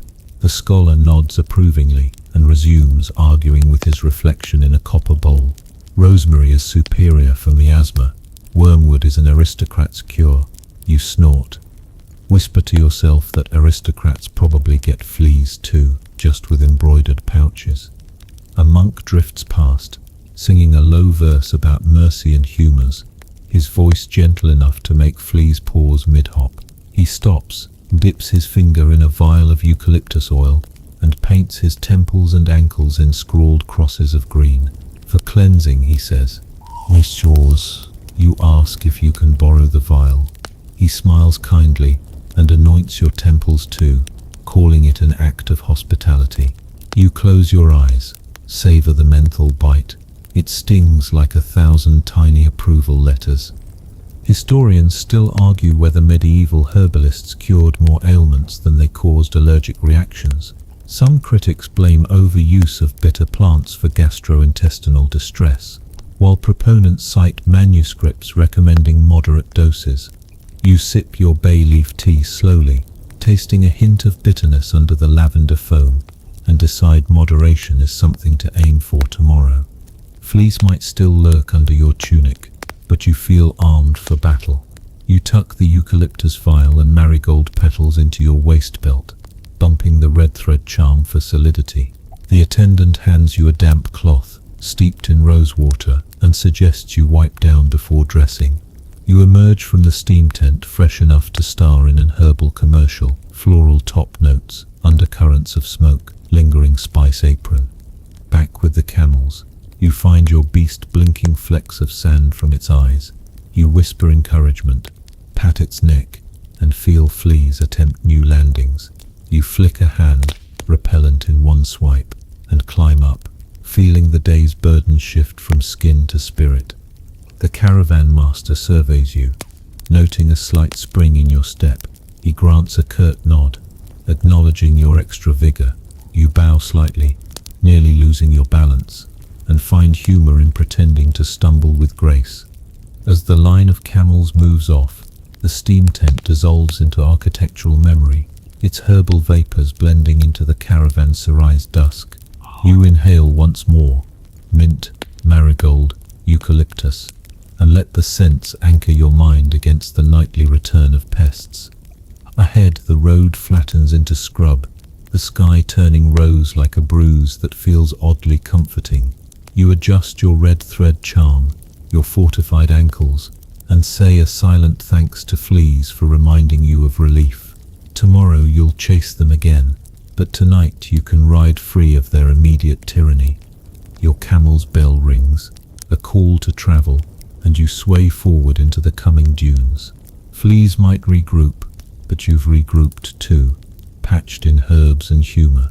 The silk roads stretch before you, every footstep courting dust, every mile a test of resolve. You tuck your chin against the wind, let eucalyptus cool your thoughts, and feel a spark of confidence.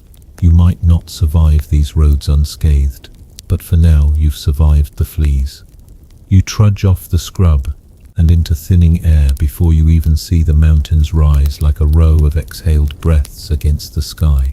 Your chest tugs each inhale like a reluctant door, and your legs pump granite slopes as if uphill were the only direction the world knows. Behind you, the caravan crests a knoll, camels grumbling their disapproval at cold winds slipping beneath saddles. You clamp your scarf tighter, puff steam from your mouth, and realize the Pamir Pass isn't a road so much as an open lung test for anyone who thinks a blistered foot was the worst the Silk Roads could serve. By mid-morning you're over 4,000 meters above sea level, thin enough that each step tastes like you're breathing through a fan filter. Mainstream historical fact: the Pamir Mountains, dubbed the roof of the world, linked Central Asia to the Taran Basin and beyond.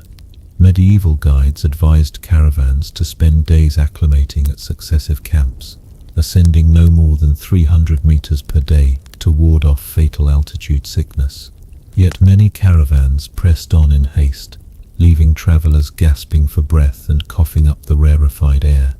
Your guide, a lean Tajik in a fur-lined coat, hums an old acclimatization chant. Slow steps, slow breaths, slow prayer, over and over. You copy the rhythm, stepping once, breathing once, stepping twice, breathing twice, until your head starts to buzz like a distant bell. Quirky tidbit: some high-altitude traders stuffed willow bark in their mouths as primitive aspirin, believing its salicylic tang warded off headaches. Others clutched fistfuls of snow to the forehead in the hope cold would shrink their throbbing skulls. You tuck a bit of bark behind your teeth, embrace the winter inside your mouth. The slope narrows into a ridge with sheer drop-offs on both sides, the kind of place your inner ear threatens to tumble off into blue voids. A snow patch squeaks under your boot, a sound like a tiny violin complaining at every crunch.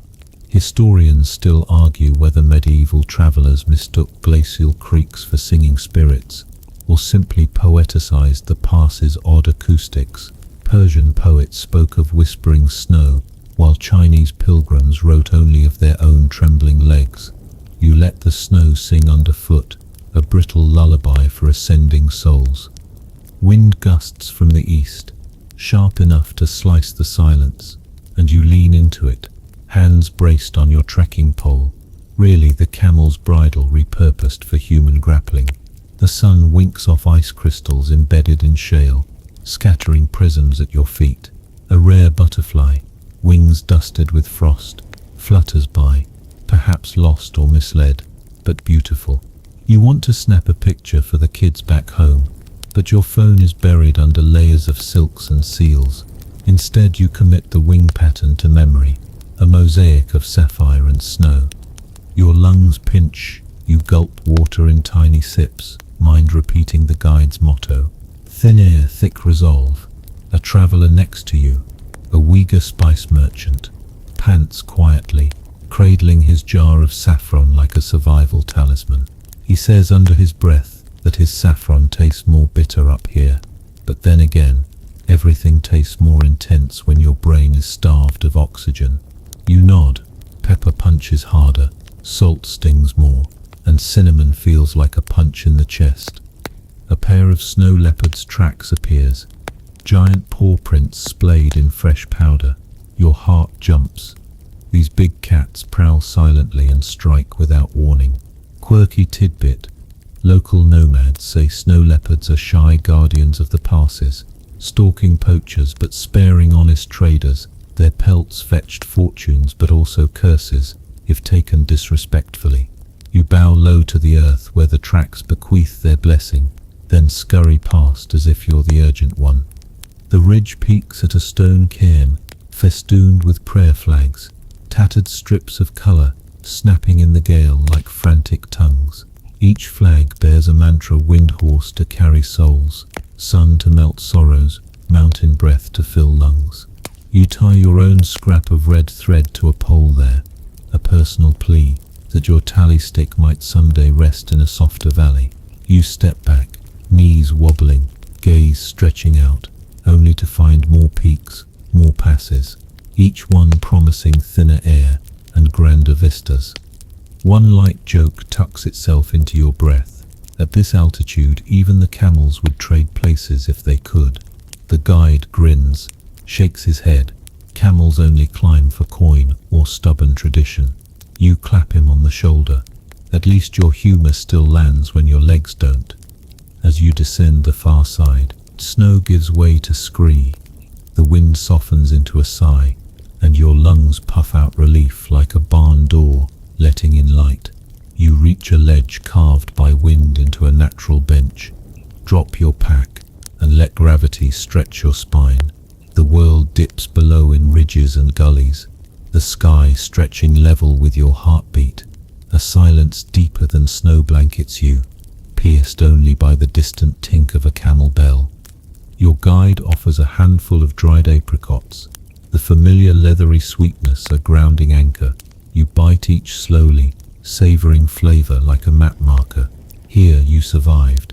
Mainstream aside, many travelers survived passes only by breaking journeys into short stages, burying caches of supplies at campsites, so each day's trek ended with a familiar bite. You make a mental note to drop some of your own at the next ridge.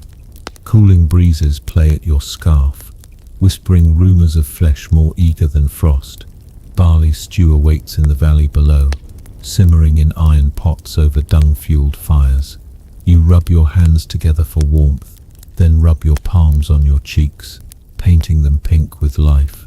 Snow still clings to your hair. Ice crystals pepper your eyelashes. You blink, and flakes disappear. Tiny farewells in a language only wind and water share.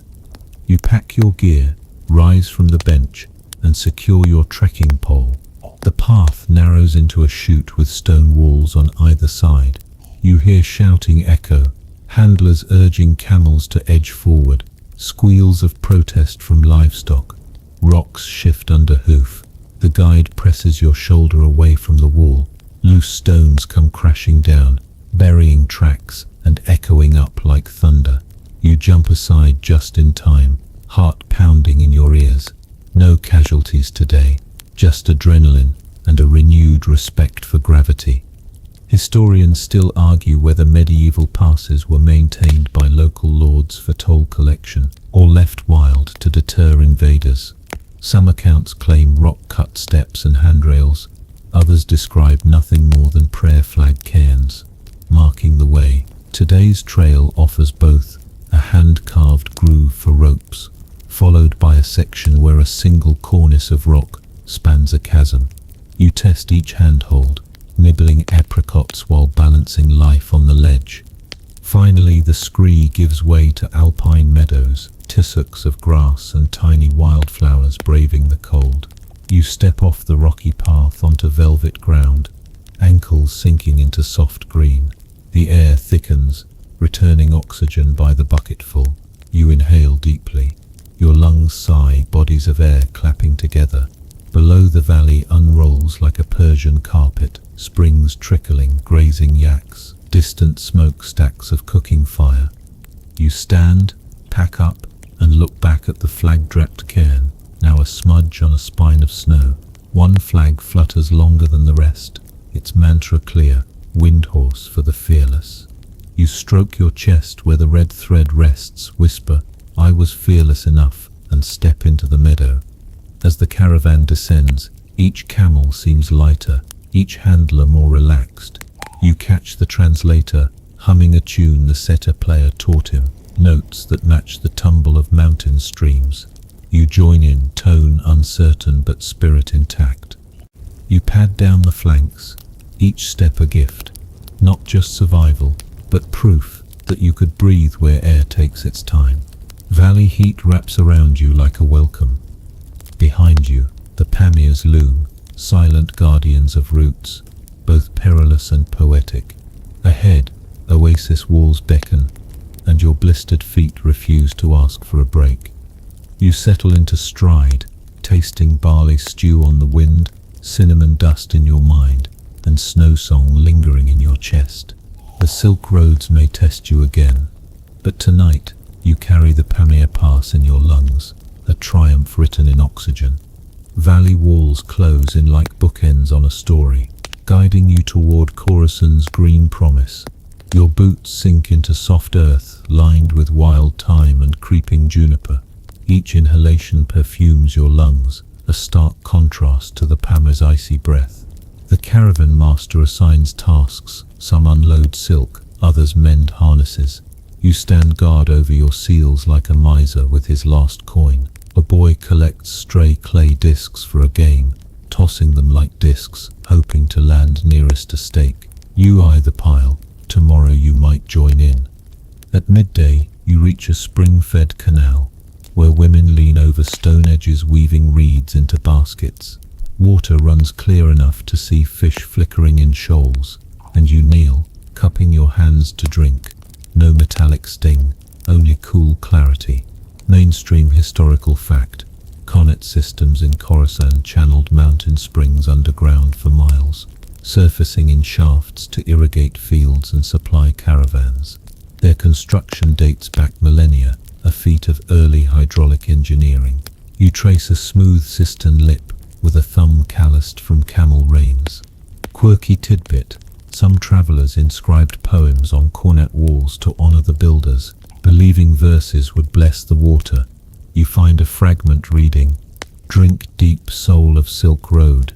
You lean close, whisper a line back, Carry me, path of dreams, the stones absorb your breath. A merchant's nephew flags you down, presenting a tray of yellow cakes, dusted in sesame and cardamom, celebration for safe passage. You nibble, teeth cradling sweet crumbs, feeling gratitude shot through your spine. Historians still argue whether caravan feasts were communal rites or private indulgences. Some records praise shared tables at way stations, others lament princely banquets that left porters hungry. You dismiss both. Tonight you feast. Lean men in woolen tunics lead water buffaloes through the fields, their shaggy hides brushing irrigation channels. A farmer offers you a swig of fresh buffalo milk, thick, slightly tart, a balm to parched insides. You raise 2 fingers in thanks. He tips his hat, no words needed. Hydration tastes like kindness.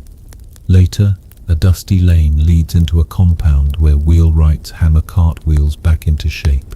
Splintered spokes lie in neat circles, ready for repair.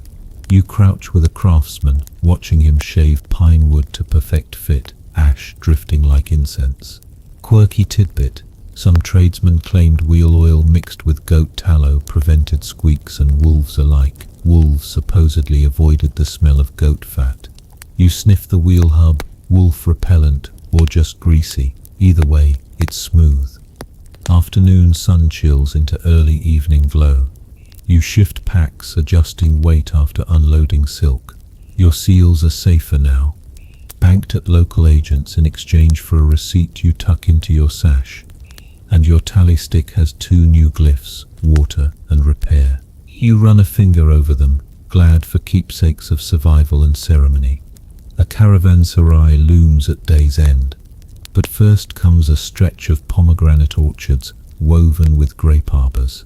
Boughs dip heavy with fruit. You steal a pomegranate, prick the skin, and spill ruby jewels onto your palm. You savor each seed, tart, juicy explosions, and drop the rind for birds to clean. A stable hand smiles, offers bread. You share.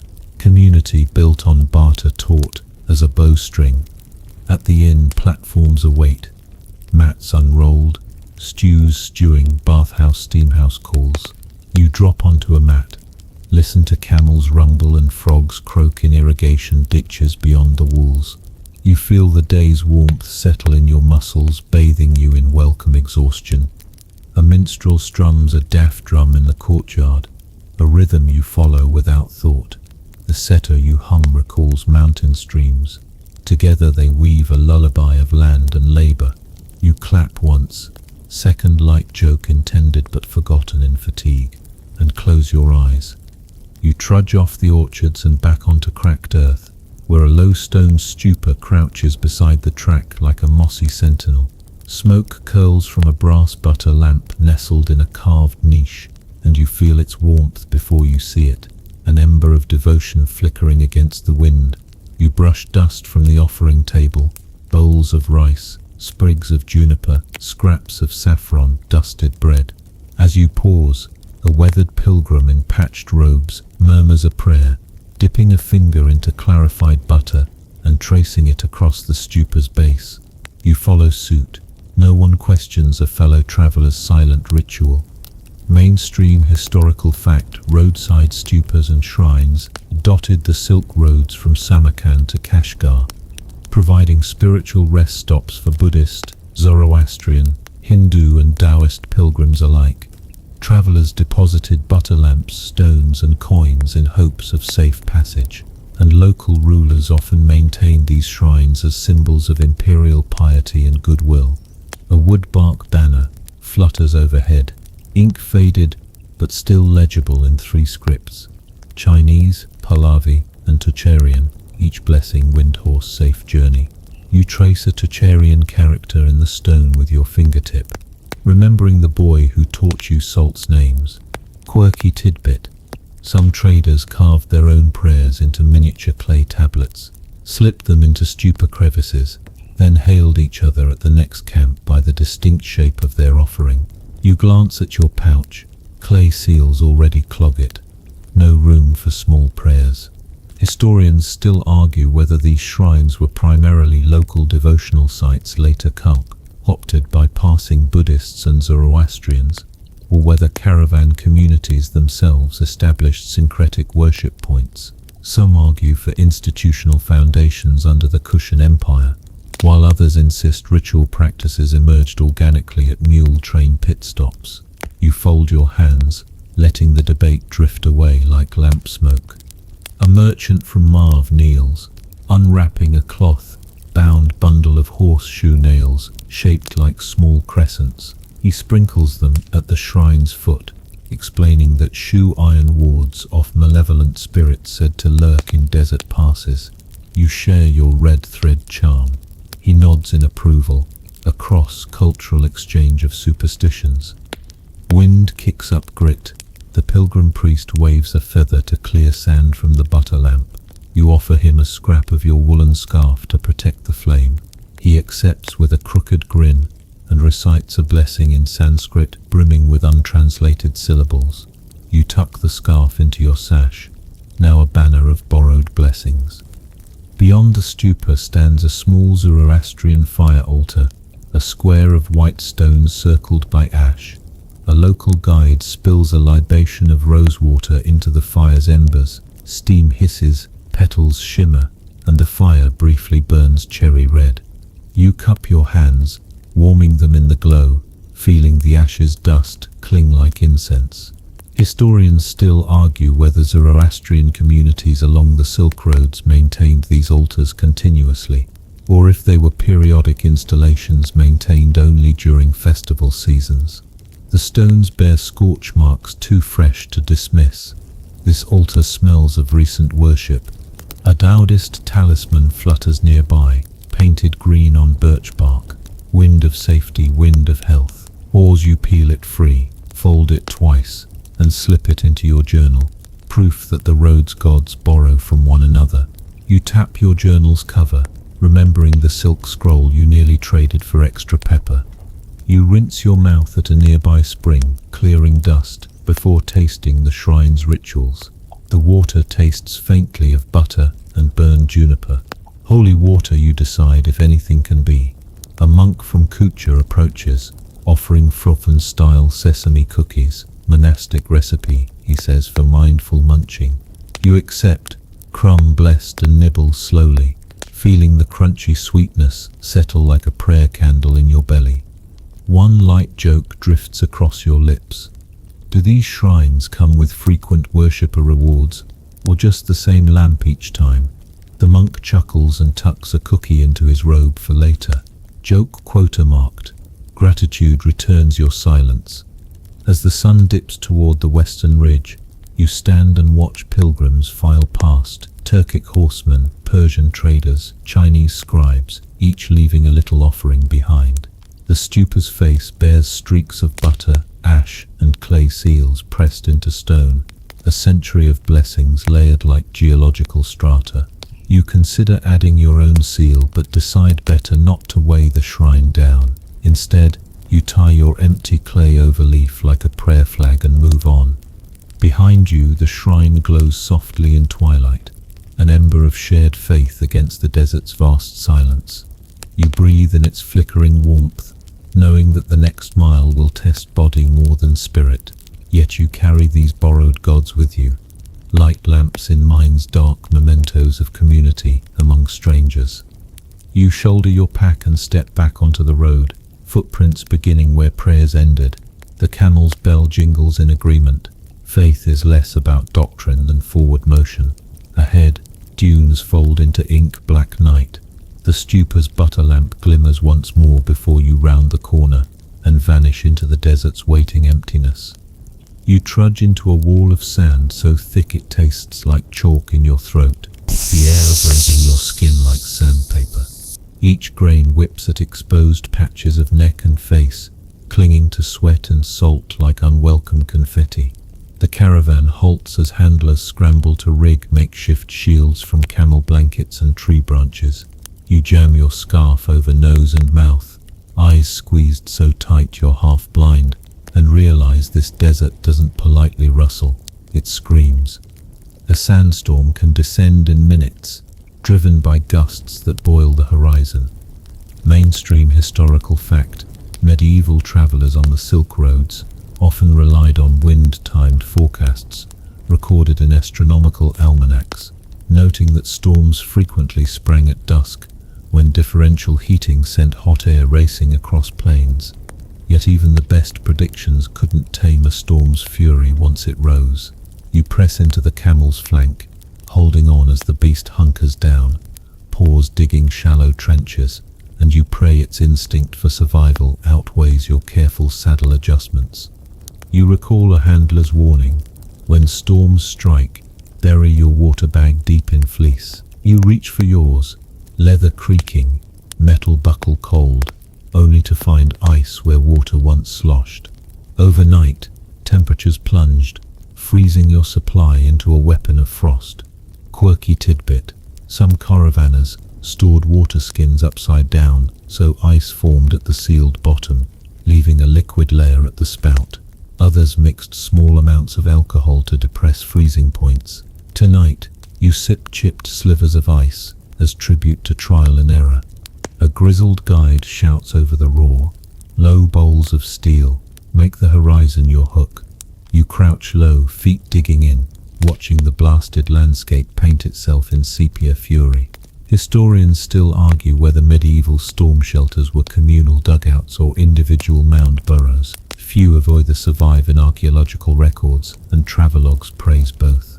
You hunker under a camel blanket propped by a pole, its coarse weave buckling under wind, and vow to test both digging and blanket fort tactics next time.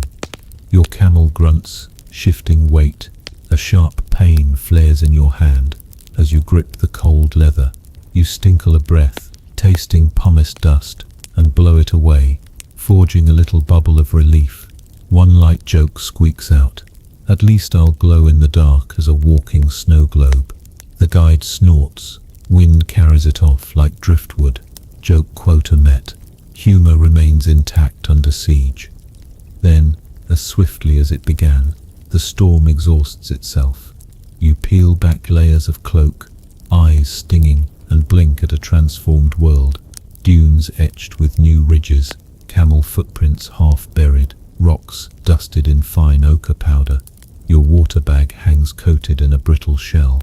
You tap it, it echoes like a hollow drum. You tap again, thump. Liquid might remain, hidden beneath ice's shell. You secure a shovel from a fellow traveler, actually a flattened saddleboard, and chip at the frozen skin. Fragments yield with resistance, and you catch glints of water between shards. You cradle the melting drips in your palms, savoring each drop like a pearl. Mainstream aside, accounts from 10th century pilgrims mention using heated stones dropped into frozen skins to thaw water quickly, though risk of bursting bags was high. You consider your options: gentle chipping or more violent heat. Opting for caution, you nestle stones warmed by midday sun beneath the leather pouch, letting slow warmth coax water free. You sip the trickle, tasting vengeance on frost, and feel life trickle back. You refill your cup, share with the camel, who nudges you gratefully. Water tastes like victory, like hot bread after endless fasting. The guide declares the storm's passage and signals onward. You mount, blanket soaked in dust, cloak stiff at the seams, but your gait is surer. Ahead, a low pass awaits, blended dunes and rocky outcrops, where plummeting temperatures at night can ice surfaces under thin sand. You scan for slick spots, remembering last night's water bag fiasco.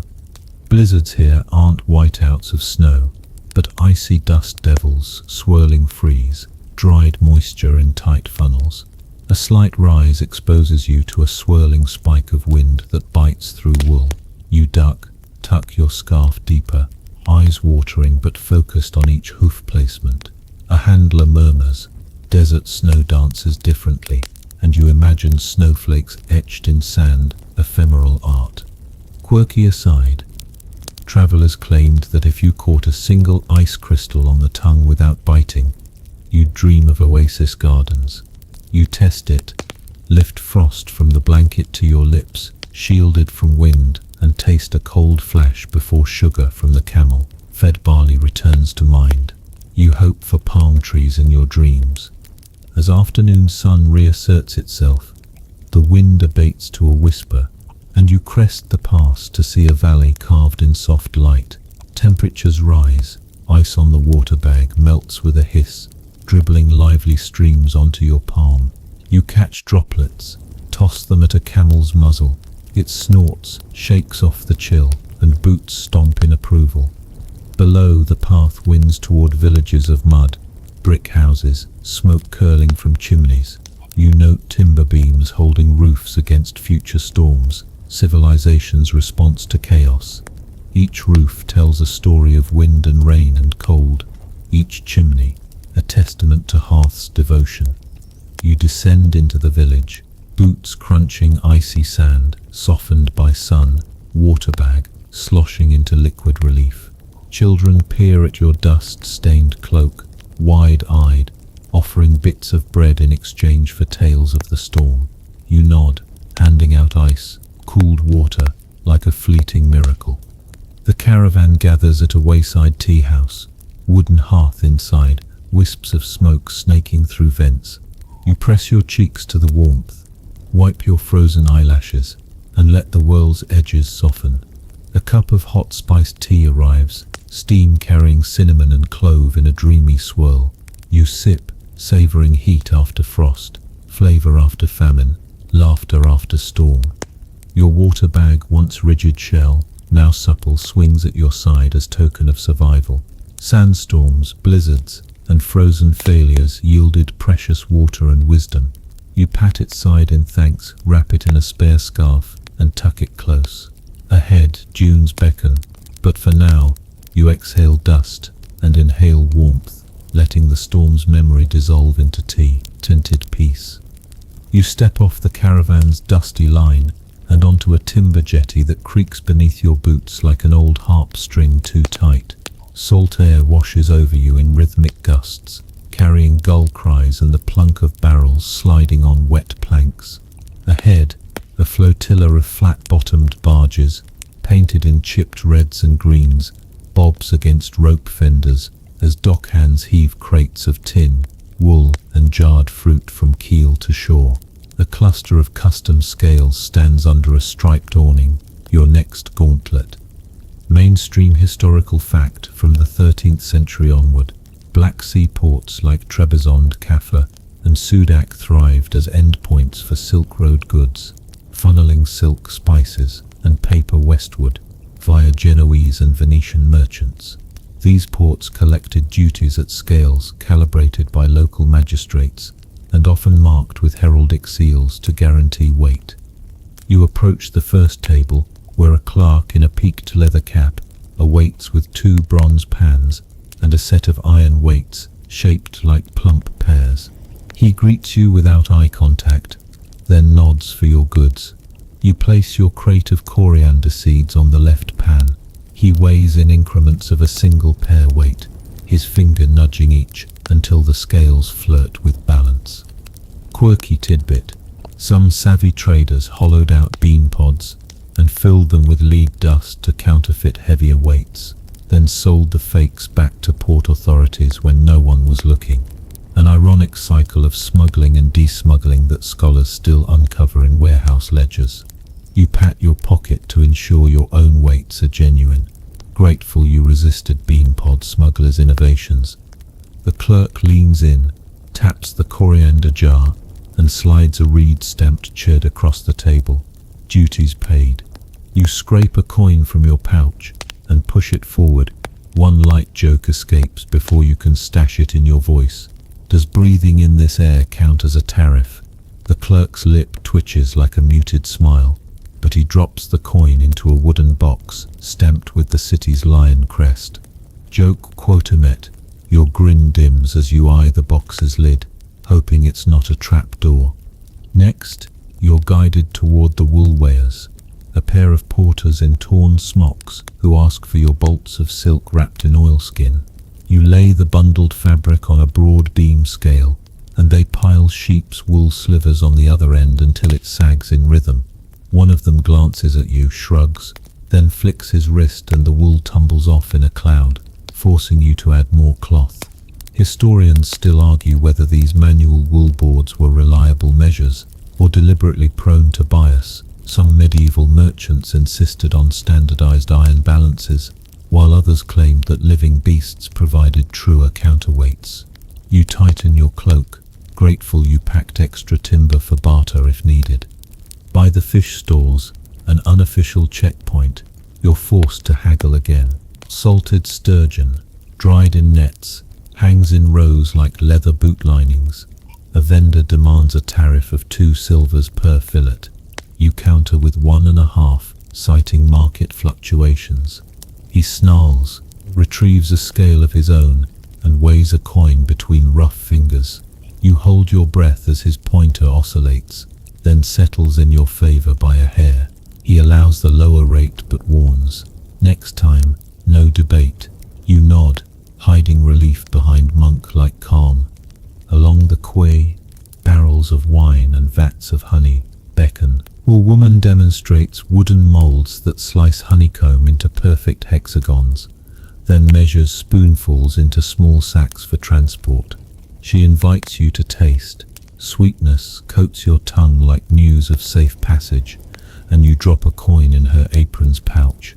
You wonder if honey ever got taxed as liquid gold, or if its ancient reputation for healing earned it exemption. Port ledgers remain fuzzy on that point, and historians still argue whether rare goods enjoyed reduced duties or simply vanished before tickets were issued. A sharp breeze lifts the corner of a customs list pinned to a post. Arabic script above Cyrillic, above Greek, each promising fair measure in its own tongue. You trace the faded characters with your fingertip, reverent toward promises now yellowed. Beneath, scribbles in a different hand lament the late lamentable state of lost keys, implying drawers of records remain locked or looted. You pocket a scrap of paper with the complaint, evidence that bureaucracy breeds grumbles across languages and centuries. Toward the end of the pier, a barrel marked Genoese Guild defies all scales. Its contents, rolled up hemp cord, must pass inspection by a guildmaster in a velvet doublet. You present your invoice. He examines your seals, runs a fingertip over mulberry paper's watermark, then stamps his own seal in crimson wax. Quirky aside, guildmasters often used scented wax, rose for textiles, frankincense for spices, to code commodities, by smell as well as seal. Imagine chasing redolence through a dark ledger room. You inhale faint incense and bless your lucky nose. At last, the final desk looms, an imposing iron-bound table, where a port official in chainmail gloves reviews every chit and seal you've accrued. He stacks them like a deck of cards, fans them out, and consults a massive ledger. Historians still argue whether these high-level inspections served primarily to prevent fraud or to ensure political allegiance, since some ports required foreign merchants to swear oaths of loyalty as part of the customs process. You glance at your seals, lion, fish, ibex, sunburst, and hope political leanings count as well as payment. He reads aloud in a sonorous voice. Goods in full compliance. Merchant may proceed. You exhale, feeling a pressure valve, release somewhere between spine and diaphragm. You nod solemnly, bow low, and slide under the bar for free passage into the city beyond. Stepping off the jetty, salt air mingles with smoke and spice once more. Darker notes now, hinting at taverns and inns awaiting your tales. Your boots feel lighter without clinking seals. Your pack smells faintly of honey and coriander rather than dust. A gondola, like barge, drifts by, crew shouting in Venetian Italian. You half recognize, offering passage downriver for fresh sustenance and a softer bed. You consider it, then remember your tally stick. More ground to cover, more dunes to cross. You glance back at the customs post. Scales idle, merchants bargaining lengths of cloth, porters scratching scribbles into ledger margins. A final wave of bureaucratic rhythm recedes, replaced by the city's heartbeat, clanking smithies, barking street criers, laughter drifting from a waterside tavern. You feel both relief and longing, relief at passing the scales, longing for the next challenge. One light joke flutters as you shoulder your pack. Next time, can I just swim the Black Sea to skip the scales? A screech of gulls answers your audience in feathers. You laugh softly, stepping onto cobbles slick with sea mist. The caravan master signals onward, bells jingle in support. You follow the line into marketplace shadows, every footstep lighter for having tipped the scales, and every breath deeper for the sea breeze that carries you forward. You step off the barge's plank and onto the slick cobbles of the canal, joints murmuring their relief as you stretch stiff ankles for the final time. The sea breeze tangles with spice and salt, but a familiar warmth beckons from a low tavern door hung with faded pine boughs. You push inside, dim lanterns swing overhead, and the hush of conversation folds around you like a welcome cloak. The matronly hostess, in a soot-smudged tunic, nods toward a corner table laden with brass kettles and clay cups. "Mint tea," she says, thick as law and twice as kind. You lower your pack, unshoulder every seal, and slip your boots off under the table. A wave of relief ripples up through your calves, swollen from days of gravel and stone. You tuck one ankle behind the other, flexing toes gratefully. Mainstream historical fact: from the 10th century onward, traders introduced Chinese tea, and specifically mint-infused blends, into Middle Eastern caravansary, where the cooling herb was praised for aiding digestion, easing aches, and soothing frayed nerves after long journeys. Here, mint tea was a ritual of arrival and rest, not merely refreshment. A brewer ladles steaming amber liquid into a chipped cup, dropping in sprigs of fresh mint that curl and bob like tiny boats on a calm sea. You lift it to your lips, inhale the rising breeze of menthol and warmth, and let it wash over your senses. Your throat, raw from dust and barley stew, sighs in approval. You take a slow sip, sweet, with just a whisper of bitterness, and feel the brew seep into your bones, coaxing away grit and Gates' memory. The hostess sets a small dish of sugared dates beside you, each one a gem-dark promise of sweetness. You bite into one, flesh sticky across your teeth, tooth prickling sugar, dissolving against the lingering mint's coolness. Quirky tidbit: some caravan cooks insisted on steeping dates in mint tea overnight to create a sleep elixir, believing the sugar's rush softened insomnia, while mint's crisp note lulled the mind.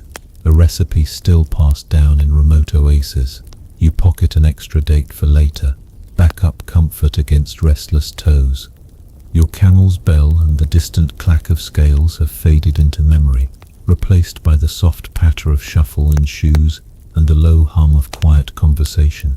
You lean back, feeling the wood bench yield under your spine, knots of tension untying from shoulders to the small of your back. Here, each inhale brings mint, each exhale carries away the last flicker of adrenaline that kept you perched on rocky passes and storm-howled dunes. You rub your ankles, noticing bruises blooming like midnight flowers across calves. You flex and rotate, listening to the creaks and pops as if they were old friends greeting you back to life. Historians still argue whether medieval travelers ought to have swathed ankles in linen bandages or practiced barefoot walking for better balance. Some medical manuals praise wraps for support, while ethnographers report that unshod gait across varied terrain hones strength and steadiness. You decide to thank both traditions by doing a slow ankle roll in each direction. The hostess returns with a small basin of warm water, scented faintly with mint and rose petals. She kneels as if performing a ceremony, guiding your feet into the water. You blow out a breath, feeling water lap around toes sore from camels and boots alike. You wiggle your toes, watching drops ripple across shining skin. The warmth unkinks every fibre, bit by bit dissolving the day's hardness into pleasant tingles. A bard in a corner strums a lyre softly, a melody steeped in minor chords that drift like a lullaby. Your eyelids flutter at the edges while your ears fold into each note.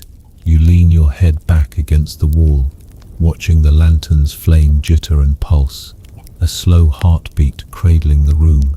You swish your cupped water over ankles once more, pat it dry with a clean rag, and smooth oil, mint infused of course, over bruises, massaging in gratitude. Your mint teacup sits empty by your elbow. You cradle it, remember the camel's frosty water bag, and the stupor's butter lamps, Arkom sarmatas, and saffron buns. You sip again, reminder liquid, memory filer, rest herald, one light joke escapes. If sleep is the cousin of death, at least mint tea is its better wingman. A nearby traveller chuckles, raising a chipped cup in salute. Joke quota met, camaraderie poured. The bard shifts to a softer air and lowers volume further, playing lull notes meant for closing eyes. You set your cup aside and accept an offered blanket, a woven tapestry of ochre and teal. You drape it over knees, letting wool prickles nudge you inward, feet tucked beneath you, knees bent, hands resting on the blanket's folds. You inhale mint and wool, exhale dust of 1,000 miles. A lamp beside you dims as oil burns low. The hostess hushes the barkeep, who retucks stools under the counter. The tavern's hush grows comfortable, like the pause between waves before dawn. You slide one hand to your sash, feel the tally stick's notches pressed to your ribs. Each notch, a story, each story, a notch. You tap slowly, 1, 2, 3, until rhythm matches the lyre's chord progression. Shadows lean together. You lean your head to one side, allow chin to rest on chest. The world's edges blur, firelight breathes behind lids. You feel music play behind your ears, mint swim through veins, oil calm every catch, cloth cradle every ache. You are balanced between sleep and wake, where dreams slip in quietly. A final swirl of mint tea mist drifts from the tavern's hearth as a server passes, carrying the last kettle to a back chamber. You breathe it in, peppermint and memory, and let your awareness slip, guided by that melody humming in your chest. Set your glass aside and let the tavern fall silent, except for the soft strings of the lyre, now a distant heartbeat. Feel the blanket's weight settle across your lap like the world's final embrace. Inhale deeply one last time, mint's cool tendrils winding through warmth, wool's gentle prick, water's tender memory. Let that breath out slowly until there is only quiet. Imagine the road behind you, dunes rolling into stony plains, peaks etched in wind, orchards fading into haze. Each landscape dissolves into a ribbon of memory, smoothing edges until only the passage remains, a ribbon you hold gently in your mind. See threads of dust, ice, green, saline mist, and spice-dusted dawns layered like shawls of time. Your ankles rest easy now, no creak, no ache, only a gentle hum of motion carried home. Feel the subtle pulse beneath your fingers, where paws and hooves once drifted. Recall the bell's tink as a lullaby. Acknowledge every sore knot now unwound, each cautious step etched into bone, each camber wrought into calm. Let your thoughts soften around one truth. You traveled farther than most dare to dream. No rest is too deep for that triumph. Let that triumph fold you into sleep. Eyes closing, drift with lyre's final note. Linger in its fading glow, as if you could hold the melody against your heart. Breathe in peace, exhale adventure, and trust the road's echo to cradle you. Now sleep steeped in mint, soothed by music, held by every mile you've walked.